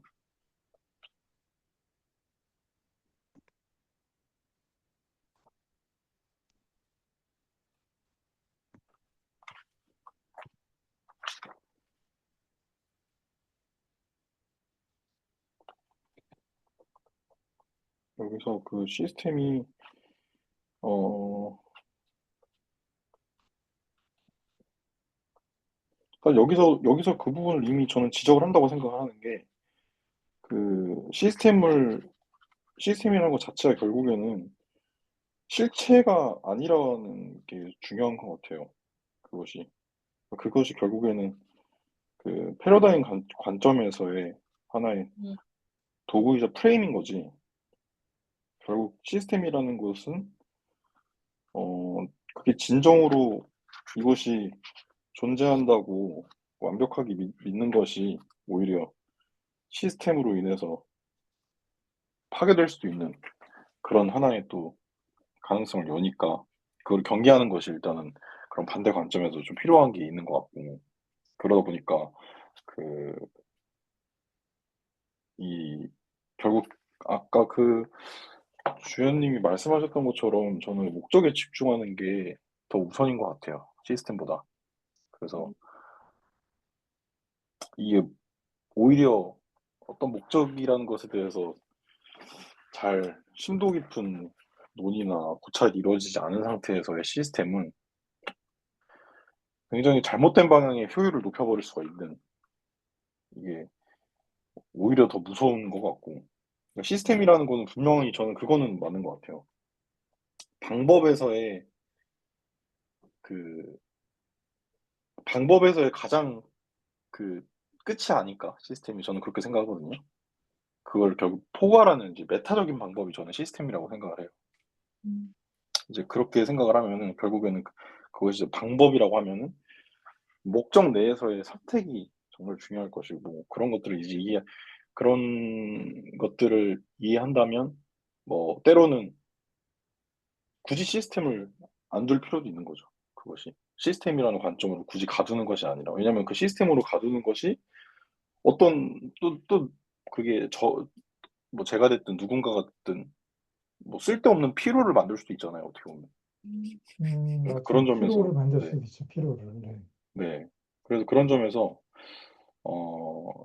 물론 그렇게 그 시스템화를 누군가가 하지 않는다고 하고 정의를 내리지 않는다고 해서 그것이 어떤 특정 시스템에 귀속되냐 귀속되지 않느냐의 문제는 또 별개지만 근데 굳이 그런 것들을 하고 그런 것들을 뭐 다른 사람들에게 뭐 그런 거를 뭐 전파시킨다든지 이런 식으로 함으로써 뭔가 그 의미 없는 뭔가 그런 것들을 해 버릴 수도 있는 것은 분명히 경계해야 되는 부분인 것 같고 음, 그래서 어 이 시스템 법칙을 어떻게 보면 정말 이해하는 데 있어서 가장 중요한 것은 그 시스템의 필요성에 대해서 의문을 가질 수 있는가 그리고 그 시스템이라는 것은 도대체 그 내가 정말 그 여기서 계속 얘기하는 그 조심해야 된다 그런 얘기를 많이 하잖아요. 이런 것들이 그냥 단기간에 음, 알 수 없는 것들이 너무 많다. 뭐 그래서 그렇죠. 정말 그렇죠. 네, 정말 신중해야 된다는 게 중요한 것 같고 그래서 음, 그 신중한다는 것은 진짜 중요한 본질이 무엇인지에 대한 옥석 가리기를 끊임없이 해야 된다는 음, 것이고 그 옥석 가리기는 결국 어 처음 시작이었던 내가 하고자 했던 그 목적은 무엇인지 목표를 넘어서는 목적이 있잖아요. 네. 그래서 그 음, 목적도 저변에 깔려 있는 내가 선택한 패러다임은 무엇인지, 그 신념은 무엇인지 이런 것들에 대해서 끊임없이 재검토하면서 이것들이 과연 일관되게 가고 있는지, 이것이 어떤 그 하위 목적들이 그 패러다임을 집어삼키는 일은 안 생기고 있는지, 이런 것들을 점검하는 것이 이제 가장 저는 중요한 태도지 않나 그렇게 생각을 해요. 음, 예, 이게 이런 어떻게 보면 되게 고차원적인 지금 사고방식이고 이런 시스템이 효율을 극대화시키는 것인데, 이런 어떤 그 위 정말 중요한 것들에 대한 경계를 하지 않는 사람에게 이런 도구가 쥐어지는 건 되려 너무 위험한 것 같기도 해요. 음. 그러니까요. 뭐 생각할 점이 상당히 많은 것 같은 분야인 거는 맞는 것 같고, 아까 이제 진우님이 말씀하셨듯이 이게 학파가 여러 개 있다고 그랬는데 그것도 궁금하긴 해요. 음. 학파끼리 또 어떤 다른 생각을 갖고 있는지도 궁금하고. 그다음에 근데 교수님은 시스템이 그 진우님은 금방 시스템은 태도다라고 말씀하셨는데 교수님은 시스템이 뭐예요? 저는 이제 뭐 간단하게 답을 하기보다는 시스템이라는 것은 음. 아까 말씀드렸듯이 저는 이제 미래에 대한 생각이다라는 것은 불변한 것 같아요. 시스템은 결국 미래에 대한 생각이 결국 시스템인데, 어, 나이 드신 분들이 그 키오스크 시스템, 뭐 또는 주문 시스템을 어려워하시거든요. 맞아요. 그분들이 시스템 사고를 하신다고 해서 그들을 더 잘 사용하실까? 라는 생각도 또 들고요. 또 아이폰을 만들 때도 또 거기 안에 들어가는 여러 가지 시스템을 만드신 분들이 있는데, 그 사용자가 그 시스템을 알고 쓸까? 음. 이런 생각을 또 들어보면 또 모르고 쓰는 경우가 되게 많은 것 같아요. 그거 안다고 더 잘 쓰는 것 같지다. 하지만 그거 확실한 거는 뭔가 만드는 사람들은 그러니까 소비자가 아닌 그 크리에이터죠. 네. 크리에이터는 또 크리에이터로 살고 싶다면 또는 크리에이터라면 시스템적인 사고를 장착하는 것은 좀 필수가 돼야 될 것 같다는 생각이 들고, 저도 그래서 이 챗GPT한테 참 이 책에 대해서 다시 한번 좀 분석해 보라고 좀 얘기를 해봤더니 이 시스템 사고라는 것들을 공공교육에서 가리키려고 하는 노력은 전 세계적으로 많이 있었대요. 그러니까 뭐 초등학교, 중학교 때 시스템 사고라는 교과목을 만들려는 시도가 있었다고 그러더라고요. 음. 근데 다 실패했다고. 그만큼 이것들을 힘들 뿐만이 아니라 이것들이 일상적인 업무를 수행하는데 일반 국민들이 모두 다 갖춰야 되는 능력인가 라는 것에 대해서는 아직까지도 좀 의문점이 있는 것 같아요. 음. 저는 저도 그 생각에 정말 이제 지금까지 계속 좀 공감을 하고 있었고, 되게 그 부분이 약간 병목이다라는 생각을 하고 있었어요. 근데 음, 제가 요즘 최근에 생각이 좀 바뀐 건 AI 덕분이거든요, 그게. 네, 네. 그게 왜 그러냐면은 AI라는 게 이게 단순히 이게 도구가 아니라 이제 지금 새로운 인지체계이자 존재에 가깝잖아요.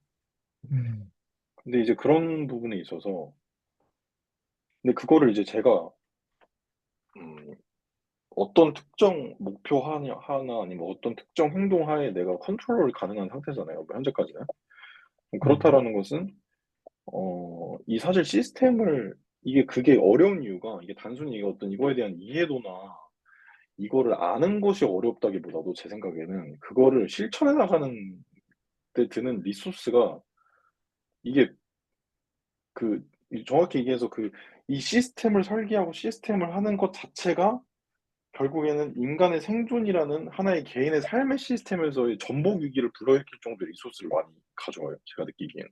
음, 이것 때문에 오히려 행동 하나를 지체시키고, 음. 그러니까 이 복잡계에서는 사실은 이 행동이 어떤 걸 불러일으킬지 예측하기는 사실 불가능한데, 근데 개인의 삶 관점에서 보면은 그냥 시스템을 구성할 시간에 사람 한 명을 만나본다든지, 좀 뭔가 나한테 도움을 줄 수 있는, 음, 뭐 아니면은 뭐 어디 학교를 들어간다든지 회사를 들어가서 일단 거기에 내 몸을 던져서 뭐 기회를 창출해 본다든지, 이런 것들이 훨씬 더 그것을 실행하는 데 있어서의 정신적이나 시간적 리소스가 조금 들고, 그리고 그 시간적 정신적 리소스가 조금 든다는 것은 그 기회를 여러 번 만들어낼 수 있다라는 거고, 그 기회를 여러 번 만들어내면은 자연스럽게 성공률이라는 건 높아지기 마련이잖아요. 근데 그러다 음, 보니까 시스템을 설계한다라는 것 자체가 이거를 정말 빠르게 내가 어떤 특정 툴을 잘 다루고 이런 것들에 대한 프레임워크가 이미 갖춰져 있어서 내가 이거를 때에 따라서 뭐 목적에 따라서 내가 빠르게 구축하고 해체하고 할 수 있는 사람이란 모를까. 대부분의 사람들은 그걸 하는데 굉장히 큰 리소스가 투입이 되잖아요. 그렇게 맞아요, 맞아요. 생각하면은 예. 지속 가능하지가 않은 거예요. 설령 뭐 노션 템플릿으로 해서 한다고 하더라도 그건 사실 의미가 없죠. 시스템이 아니거든요, 사실. 남의 시스템의 음, 껍데기를 보고 있는 거지. 그게 제 시스템이라는 것은 말이 안 맞잖아요. 그게. 음, 그러니까 그런 부분에서 그게 저는 지금까지는 현실적으로서는 불가능에 가까웠다고 생각을 했어요. 그것이. 그래서 음, 근데 지금 AI가 어떤 전 역할을 한다고 보냐면은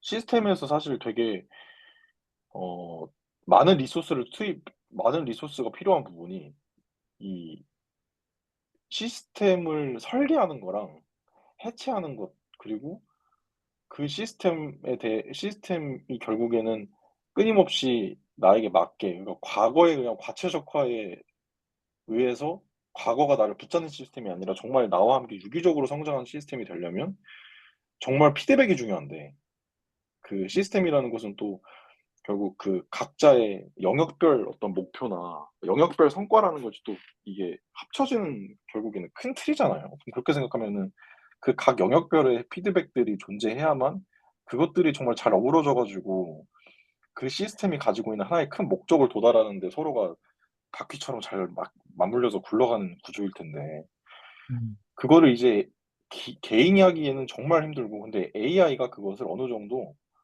그러니까 그거를 물론 완벽하게 할 수는 없어도 선택지를 줄 수가 있는 거죠. 뭐 예를 들어서 인사이트를 낸다고 해도 뭐 하나의 AI가 하는 것은 불안정하다면 새 AI에게 그 내 어떤 기록이나 내 어떤 그 데이터들에 대한 인사이트를 주기적으로 새 AI의 새 답변을 보고 거기서 내가 생각했을 때 이것에 대한 진정한 인사이트는 이거다라고 선택만 할 수 있어도 리소스가 확 줄어든과 동시에 이거의 피드백은 충분히 되는 거잖아요. 안 하는 것보다 훨씬 나은 상태잖아요, 이미. 그러니까 그렇게 되면은 저는 그렇게 되고, 거기다가 아까 말씀드렸던 시스템을 설계하거나 해체하는 건 그것의 자체에 대한 그 제작의 난이도 부분도 지금 현재 이미 AI가 구글 시트 같은 경우도 앱스 스크립트라고 코딩을 통해서 시트 구조를 짜줘요.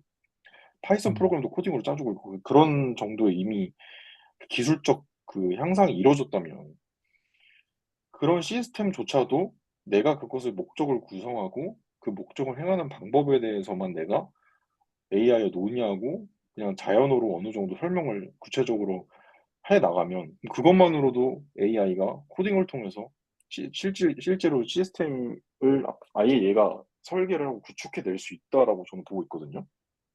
이미 어느 정도는 사실 부분적으로 이미 그렇게 되고 있고, 저는 그래서 어 이런 것들이 이제는 다시금 주목을 받고 이제 정말 개인이 한번 좀 실천을 해볼 때가 되지 않았나, 저는 이런 생각을 해요. 음, 그래서 이게 그 과거에 그 교과서에서 시도를 했는데 실패했었던 부분, 전 이런 부분에서 전 실패했었다고 생각을 하고, 제가 경험해본 느낌으로는. 음, 근데 이제는 얘기가 다르다. 저는 이제는 좀 다시금 한번 좀 그것을 검토를 해봐야 될 때가 되지 않나, 저는 그렇게 생각을 해요. 음.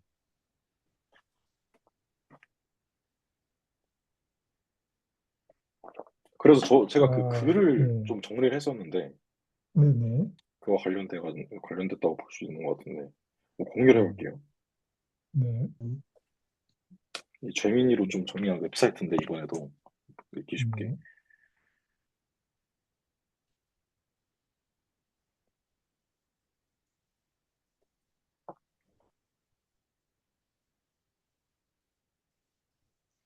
혹시 보이시나요? 더 들어가시는 네, 링크. 보입니다. 네, 네. 그러니까 저는 여기서 보이는 것처럼 일단 저는 정말 중요하다고 느끼는 게 이 사실 지금 인간이 이제 어느 정도 한 이 전두엽이 성장하기 전까지는 대부분 이게 시스템을 인지를 못하고 인지를 하더라도 대부분 그냥 이 다른 어떤 타인이나 집단의 시스템에 귀속되어 있는 경우가 많잖아요. 이제 거기서 이제 나오는 가치관이나 그것들을 이제 따르게 되는데 저는 거기서 먼저 벗어나는 게 일단 시작인 것 같아요. 그러니까 그거를 벗어난다는 게 그거를 따르지 않냐 따르냐를 떠나서 그것이 나에게 어떤 의미를 갖는지 이게 내가 선택하고 있는 것인지에 대한 물음을 하면서 그 목적을 먼저 이 설정을 하는 시간을 저는 심도 깊게 가져야 된다고 생각을 하고 그 후에 저는 이게 되게 저는 중요하다고 생각을 하는 게 이 학습하는 방법을 학습하는 것이라고 저는 정말 생각을 해요. 많이 공감을 하고.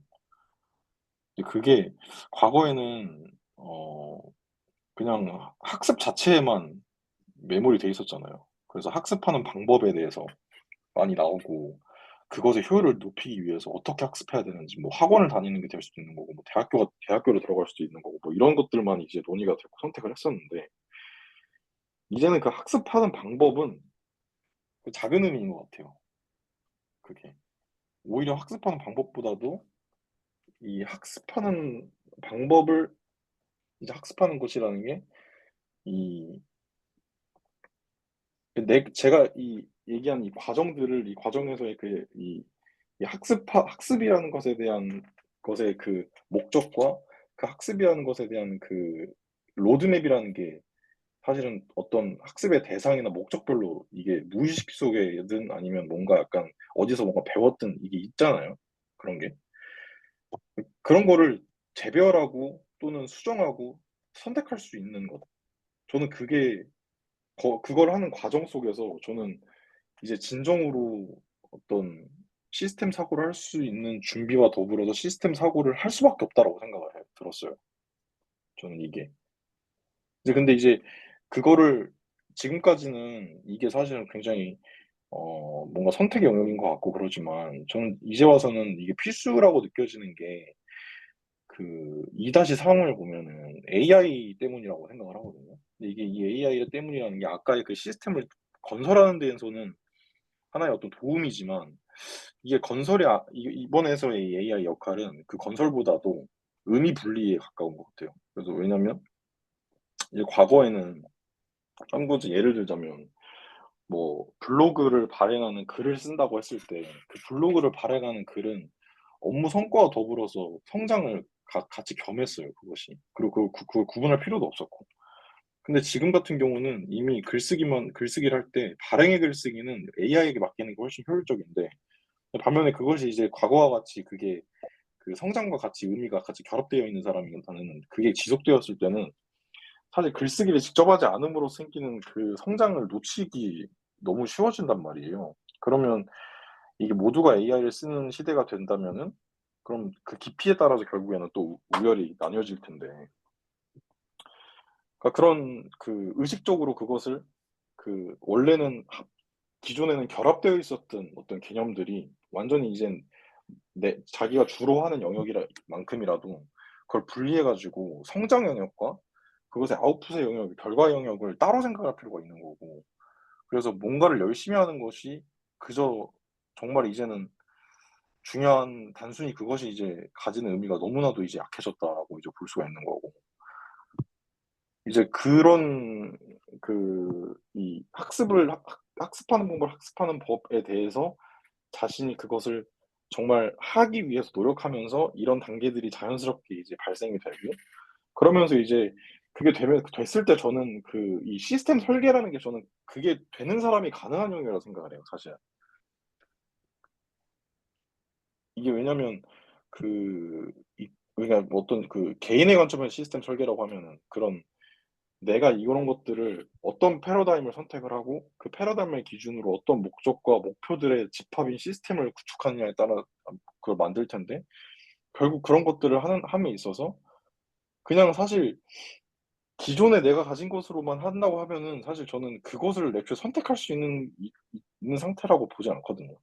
결국 그거를 어떤 걸 하냐에 따라서 하는 방법이나 행동이 달라져야 되는데 이제 그런 것들은 되게 광범위할 수도 있고 이게 전혀 안 해봤던 것들을 해야 될 수도 있기 때문에 그런 틀에 완전 얽매여 가지고 생각을 하면은 아예 불가능한 구조라서 저는 이런 이 글에서의 이런 것처럼 어 이게 아예 정말 지금까지 이 책에 나왔던 마지막인 것처럼 패러다임 초월 음. 이게 진짜 이제 필수인 시대라고 생각이 들었어요. 그래서 음. 완전히 이제 단순한 그런 메타인지를 넘어서는 개념이라고 생각을 해요. 저는 이게 음. 그냥 아는 것이 아니라 선택하는 법인 거고 이제 그냥 선택을 하고 끝나는 것이 아니라 그 선택과 행동의 목을 얼라인시킬 줄 알고 그 행동을 선택한 것을 실제로 할 수 있기까지의 그 과정. 그것까지를 관리를 할 수 있어야 이게 사실은 아직까지는 사실 이게 이상적인 얘기일 수 있겠지만 저는 그게 AI 시대에 있어서 되게 어떤 나름의 주체성과 자유를 확보할 수 있는 저는 길이라고 생각이 들더라고요.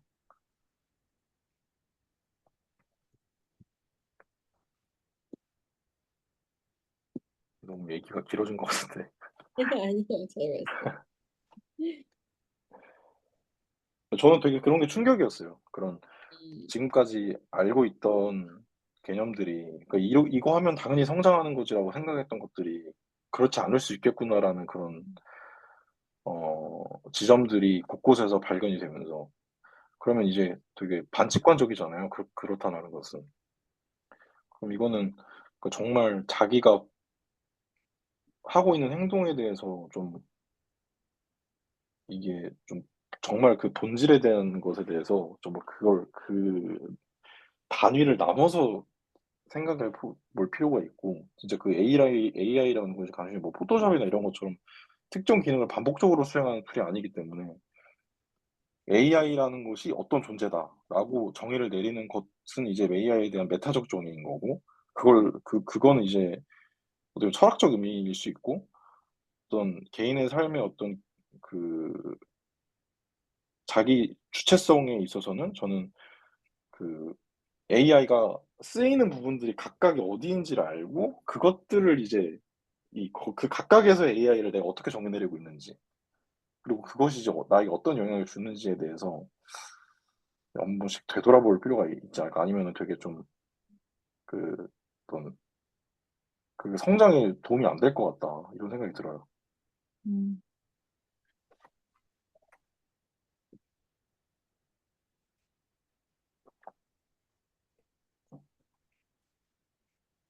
이게 뭔가 이 책과 컴퓨터가 나오면서 굉장히 인류 문명의 발전을 기여했지만 그만큼 인간의 건강에는 치명적인 역할을 하고 있잖아요. 이게 이제 그러기 때문에 그걸 이제 오히려 의식하면서 막 그렇게 한 것처럼 AI는 그것보다도 훨씬 더 메타적인 도구이기 때문에 이거는 누가 어떻다라고 정의하는 것이 나에게는 안 맞을 가능성이 굉장히 높아서 내가 이것을 이제 인지하는 것이 이게 완전히 개인의 책임까지 넘어왔다라고 저는 생각이 들어요. 정말. 맞아요. 그래서 이게 뭔가 이렇게 말로 장황하게 써놓으니까 좀 너무 어렵게 느껴지기도 하네요. 좀.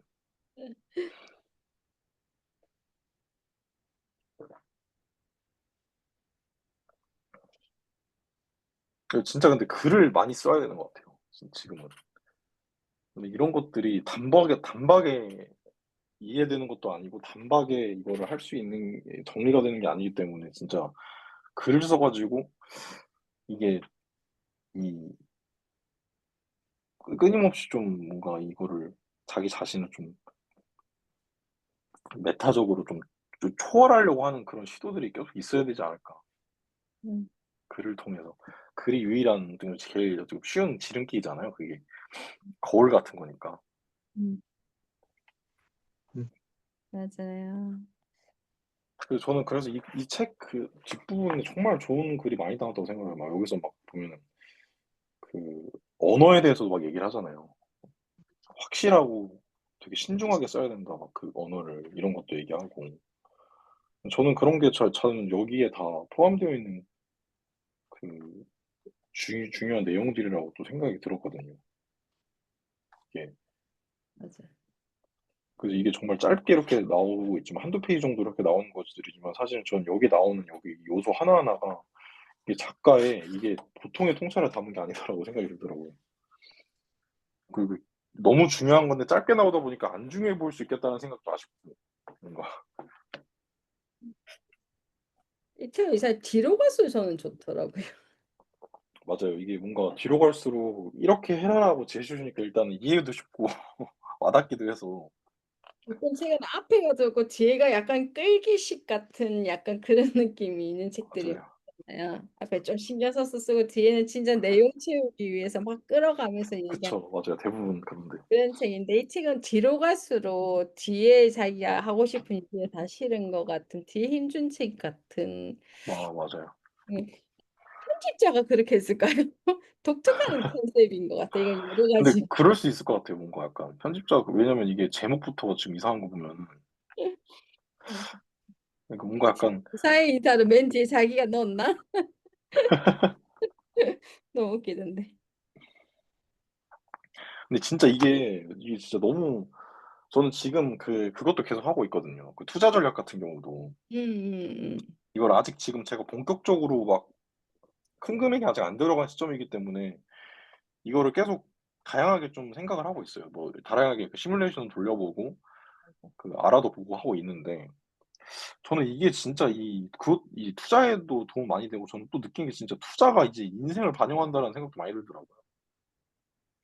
정말 이 투자는 이 하나의 철학이기도 하다라는 생각이 많이 들고 막 그랬어요. 아, 네. 그죠. 그런 관점에서 뭔가 약간 이 책과도 많이 연관성이 깊은 것 같고 투자도.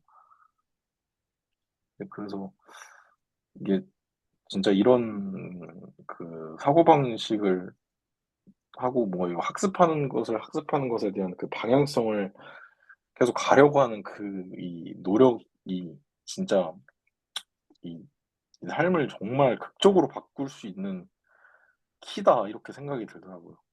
이게 AI한테 저는 그 부분이 근데 오히려 고마운 것 같아요. 왜냐면 AI가 아니었으면 이렇게까지 생각을 못 했을 것 같은데 AI 덕분에 뭔가 이렇게 할 수 있을 거라는 가능성도 보이면서 이렇게 해야겠다라는 필요성까지 느껴지니까 뭔가 원래 진짜 그게 멘토가 해줘야 되는 일인데 그러니까요. 그 지금 이제 멘토다운 멘토를 만나기가 너무 사자들이 너무 많고 힘드니까 저는 투자가 그 사람의 가치관, 정체성을 그대로 나타낸다고 생각해요. 진짜 그런 것 같아요. 네. 정말.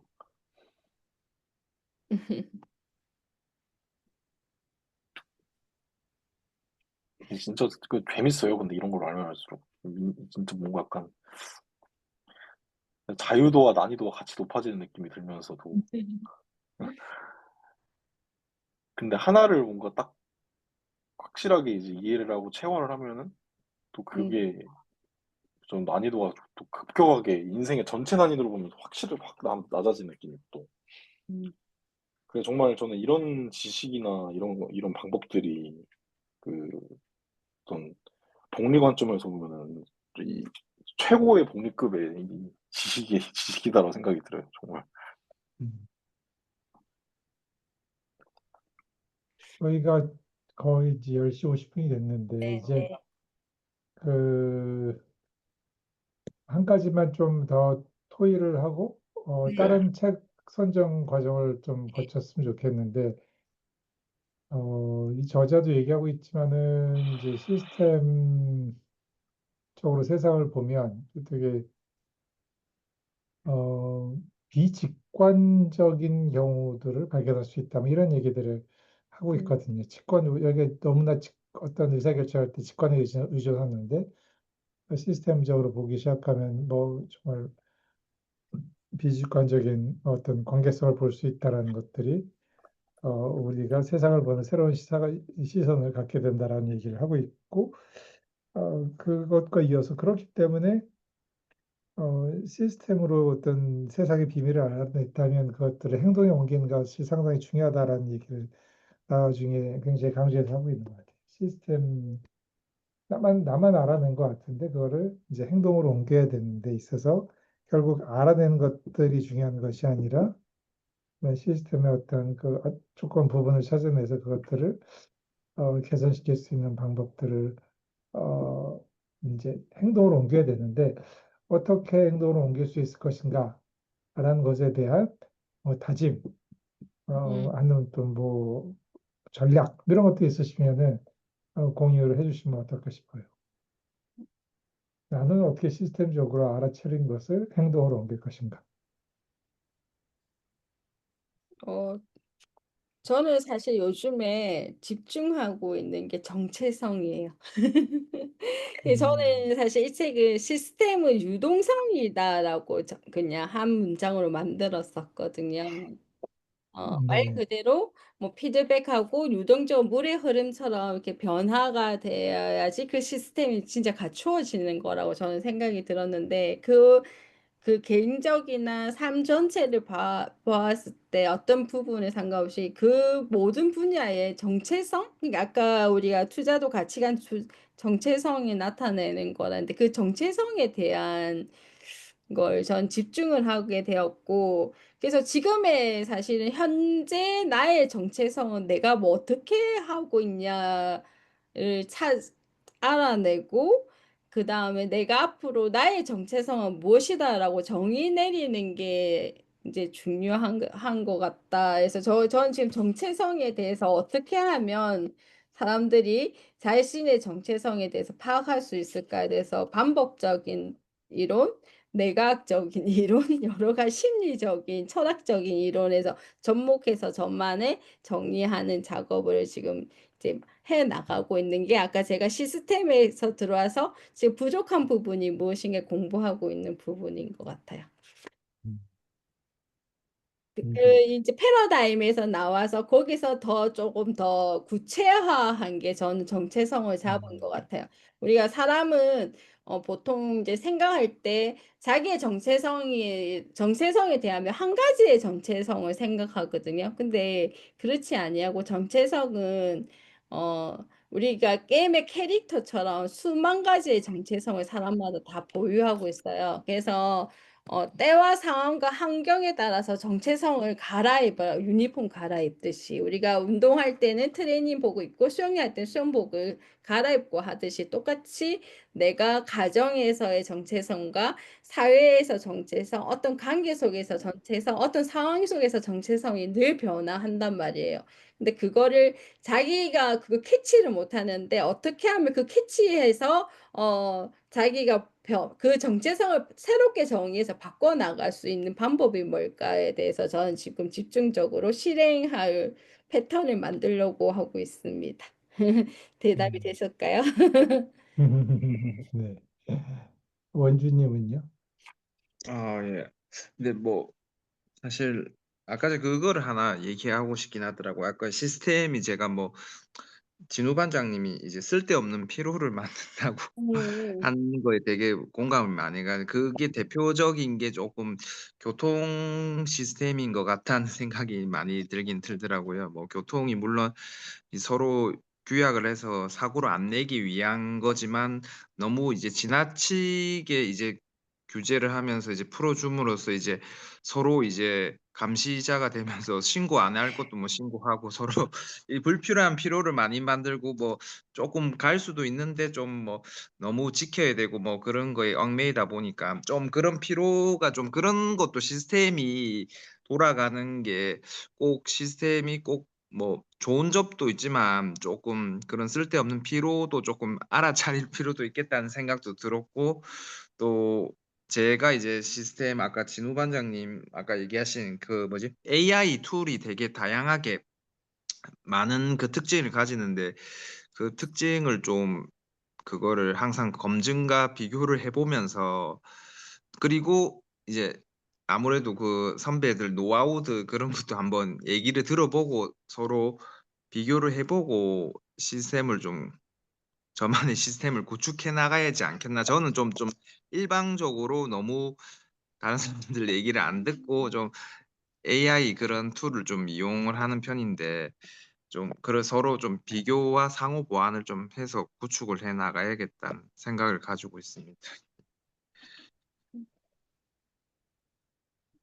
진우님은요? 저 같은 경우는 일단 이거를 시스템을 저도 이제 구축을 계속 하던 와중에 또 읽은 거라 원래 있던 노션 시스템을 기반으로 좀 디벨롭을 시키려고 하고 있는데 그 디벨롭의 방향성이 원주님도 방금 말씀하셨던 것처럼 그 시스템이 피로를 주면 안 된다고 생각을 하는데 그 시스템이 피로를 주는 데 있어서 굉장히 큰 지대한 역할을 하는 것 중에 시스템을 규칙을 대부분으로 구성을 했을 때 피로도가 많이 높아지는 것 같더라고요. 그래서 시스템을 규칙으로서 규정하지 않으려고 노력하고 있어요. 지금 방향성이. 그 시스템이라는 것을 지금에 있는 것을 이해하고 지금의 시스템을 이해하고 거기서 여기 나온 것처럼 그 지렛대가 뭔지 좀 파악하려고 하고 있고 음, 그 지렛대를 건드림으로써 내가 원하는 이 시스템이 흘러가고 싶어하는 방향성과 목적과 한번 일치시키게 할 수 있지 않을까에 대한 어떤 가설들이 이제 있는 거죠. 결국 그래서 제가 지금 하려는 거는 과거에는 제가 막 노션에 수식을 많이 쓰고 해 가지고 그러니까 되게 뭔가 약간 딱 이거는 자동화가 되고 막 이런 것에 되게 감동을 받았었어요, 그때는. 근데 그러다 보니까 이게 유지 보수가 어려웠다는 단점이 생기더라고요. 왜냐면 음, 뭐 하나를 바꾸려고 하면 그 수식부터 바꿔야 되고 뜯어 고쳐야 될 게 많다 보니까 이게 인지적인 이제 피로도가 생기니까 고쳐야 될 때 안 고치고 미루게 되더라고요, 그 시스템을. 그러다 음, 보니까 결국에는 그 기존의 시스템이 현재의 행동을 발목을 잡는 그런 부작용이 이제 발생을 하게 되더라고요. 그럼 그걸 이제 딱 또 느끼고 나서부터는 이게 시스템 자체에 대한 신뢰도가 낮다고 생각하니까 그 시스템을 이용하지 않으려고 하는 또 경향이 생기고 그러면 본질적으로 시스템을 구성했다라는 구성할 때의 그 목적과 의미를 상실해서 오히려 시스템 자체에 대한 신뢰도가 떨어져 버리는 완전히 이제 파괴적인 방식으로 돼 버린 거잖아요. 근데 그거는 이제 너무 그게 이제 그거를 제가 느끼고 이번 버전에서는 그래서 아까 말씀드린 것처럼 어떤 규칙을 세우고 이 목적이 있다면 그 목표에 지금 당장 이걸 끼워 맞추는 식이 아니라 자연스럽게 이것이 흘러갈 수 있게끔 하는 길을 터주는 느낌이죠. 그래서 그 그거를 하면서 동시에 아까 교수님한테 말씀드렸던 이거를 피드백과 설계 부분에서 이게 쉽지 않은 부분들을 AI에게 많은 도움을 받고 있어요.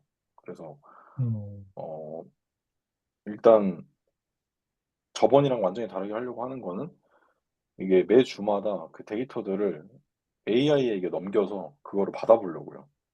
음. 음. 그래서 그거를 슬랙으로 저는 받아볼까 좀 생각을 하고 있거든요, 따로. 그래서 원래 슬랙이 팀 기반 메신저잖아요.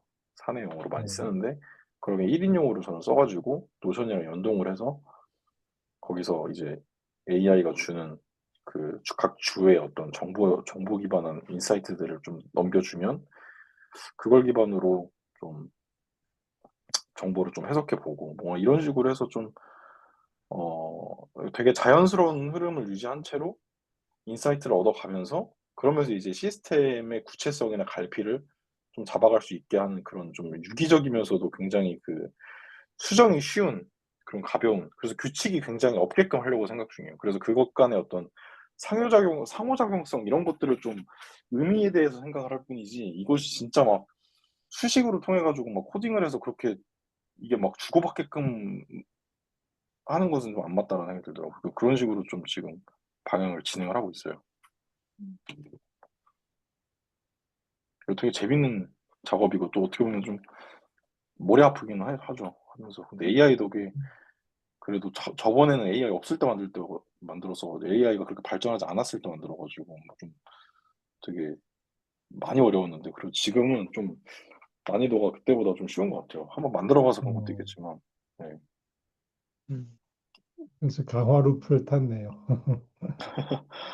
근데 진짜 그때 막 그냥 머리 쥐어뜯으면서 막 혼자 막 끙끙대면서 만들었던 경험을 하길 참 잘했다는 생각이 들었어요. 다행히 그렇죠. AI가 나오면서 난이도는 처음 했을 때보다는 당연히 이제 낮아질 수밖에 없잖아요. 제가 네. 해보기도 하니까. 그러니까 이제 진짜 좀 저만의 시스템을 이제 단순히 만든다의 의미가 두는 게 아니라 이거를 지속적으로 저와 함께 유기적으로 갈 수 있는 첫 발을 디딘 게 아닌가 그런 생각하고 있어요. 음.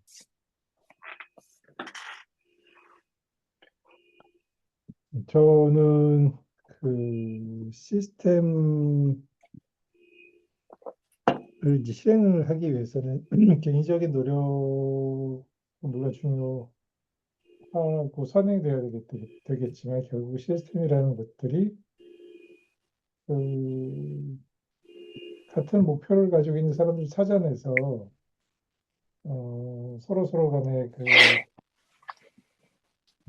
교류를 할 수 있는 또는 한꺼번에 성장할 수 있는 프레임워크를 제공해 주는 것 같아요, 시스템이. 그래서 저는 이제 그 관계 쪽에서 어떻게 시스템을 약간 더 빌딩을 해보는 쪽으로 앞으로 더 노력을 좀 기울여야겠다. 그래서 관계 시스템을 좀 관계 네트워크, 어떤 지식 네트워크 또는 협업 네트워크를 키우는데 더 심혈을 기울여야 되겠다라는 또 행동 지침을 한번 생각을 해봤습니다. 결국은 저는 시스템이라는 것이 사람이 포함되어지는 부분이 상당히 중요하구나. 그리고 그 각자가 추구하는 목적이 있는데, 그 각자가 추구하는 시스템이 있는데, 그런 시스템이 충돌되어지지 않게 그 상위 목적을 잘 만들어서 그 목적을 달성하기 위해서 사람들의 힘을 빌리는 것들이 진정한 시스템 구축의 묘미가 아닐까. 그런 생각을 좀 하게 됐고, 이것 저는 어떻게 보면 지금 이 독서 토론도 굉장히 지속 가능하고 발전 가능한 그런 시스템이라고 보고 있고요. 이런 시스템들을 조금 더 확장해 나가거나 아니면 조금 더 다른 시스템으로 전파를 시키거나 그런 일들을 좀 더 해야겠구나. 쉽게 얘기하면 사람들 많이 만나야겠구나. 그런 행동 지침을 한번 정해봤습니다. 실천을 한번 해보려고요.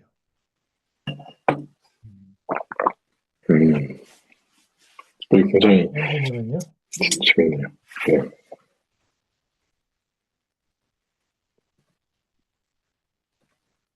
원주님 들리세요? 네. 예, 들립니다. 네. 그러면은 우리 현재 11시가 됐으니까 다음에는 뭐 어떤 책을 읽을지 한번 논의해보고 오늘 미팅을 마치면 어떨까요? 네. 교수님 혹시 좋습니다. 추천해 책 있으시나요? 저요. 저는 뭐 지금 현재는 조금 디자인과 관련된 책을 읽고 있어서 추천드리기는 조금 그럴 것 같아요. 네. 다른 분들이 추천해 주시면 어떨까 싶은데.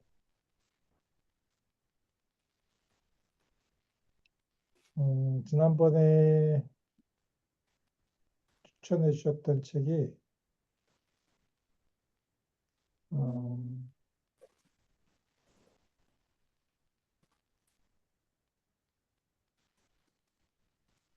네. 뭐 추천해 주셨던 책 다 읽었네요, 저희가. 시스템 법칙 읽었고, 에센셜리스트 봤고, 다시 만난 경제도 봤고, 다 본 것 같은데요. 그럼 새로운 책을 추천할 때가 왔네요. 네, 이제 새로운 책을 추천할 때가 된 것 같은데, 원주님은 추천해 주실 만한 게 없으신가요? 저는 뭐 항상 지금 뭐 데이터 쪽으로 조금 그거를 좀 기반으로 좀 해보려고 조금 관심을 가지고 있긴 한데 저도 제 개인적인 그건 것 같아가지고 조금 추천해 드릴 만한 게 없네요. 음, 그 AI도 그 데이터 그거를 되게 기반으로 잘 만든다고 하더라고요. 그거 통계학 같은 그런 거를. 그래서 그런 거를 조금 해보려고 책을 지금 읽어보려고 하고 있거든요. 음.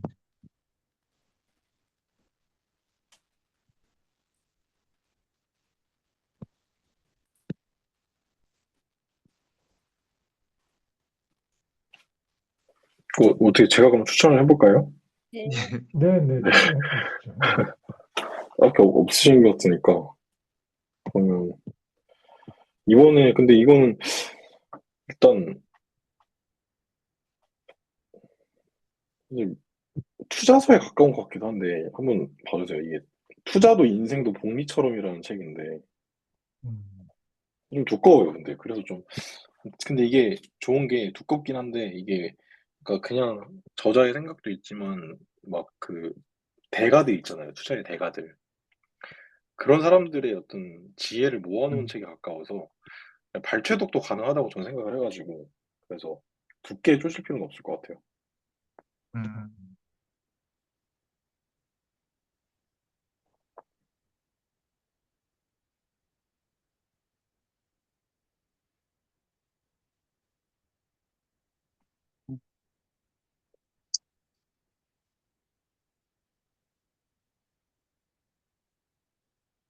뭔가 아, 그러시면은 저희가 지난번처럼 네, 그러면 그 한번 조금 시간을 가지고 책 뭐 예스24나 교보24 한번 보시고요. 교보문고 보시고 네, 저희가 내일 저녁 10시까지 책을 추천하고 투표 진행하면 어떨까요? 네, 그것도 좋아요. 네, 좋아요. 네, 지금 당장 떠오르신 책이 없다면 네, 아니 좀 더 개인적으로 지금 자기 공부하고 있는 관련된 책들 보고 있으니까 이 같이 보는 책을 정하기가 좀 만만치 않은 것 같아요. 그러니까요. 맞아요. 네. 하여간 뭐 오늘 너무 격렬한 토론이 있었고 재밌었습니다. 네, 재밌었습니다. 그러니까 생각할 거리를 많이 준 책 같아서 네, 책 추천해 주신 분께 감사드리고 네. 뭐 다음 책을 잘 선정해서 다음도 재밌게 독서 토론회가 이루어지기를 기대하겠습니다. 네, 네, 아주 늦었는데 다들 좋습니다. 주무시고 내일 또 일주일이 시작하는데 좋은 일주일 보내시기 바랍니다. 감사합니다. 네, 감사합니다. 편안한 음, 주말 마무리하시면 좋겠습니다. 네. 네, 감사합니다. 수고하셨습니다. 네, 네, 감사합니다. 네.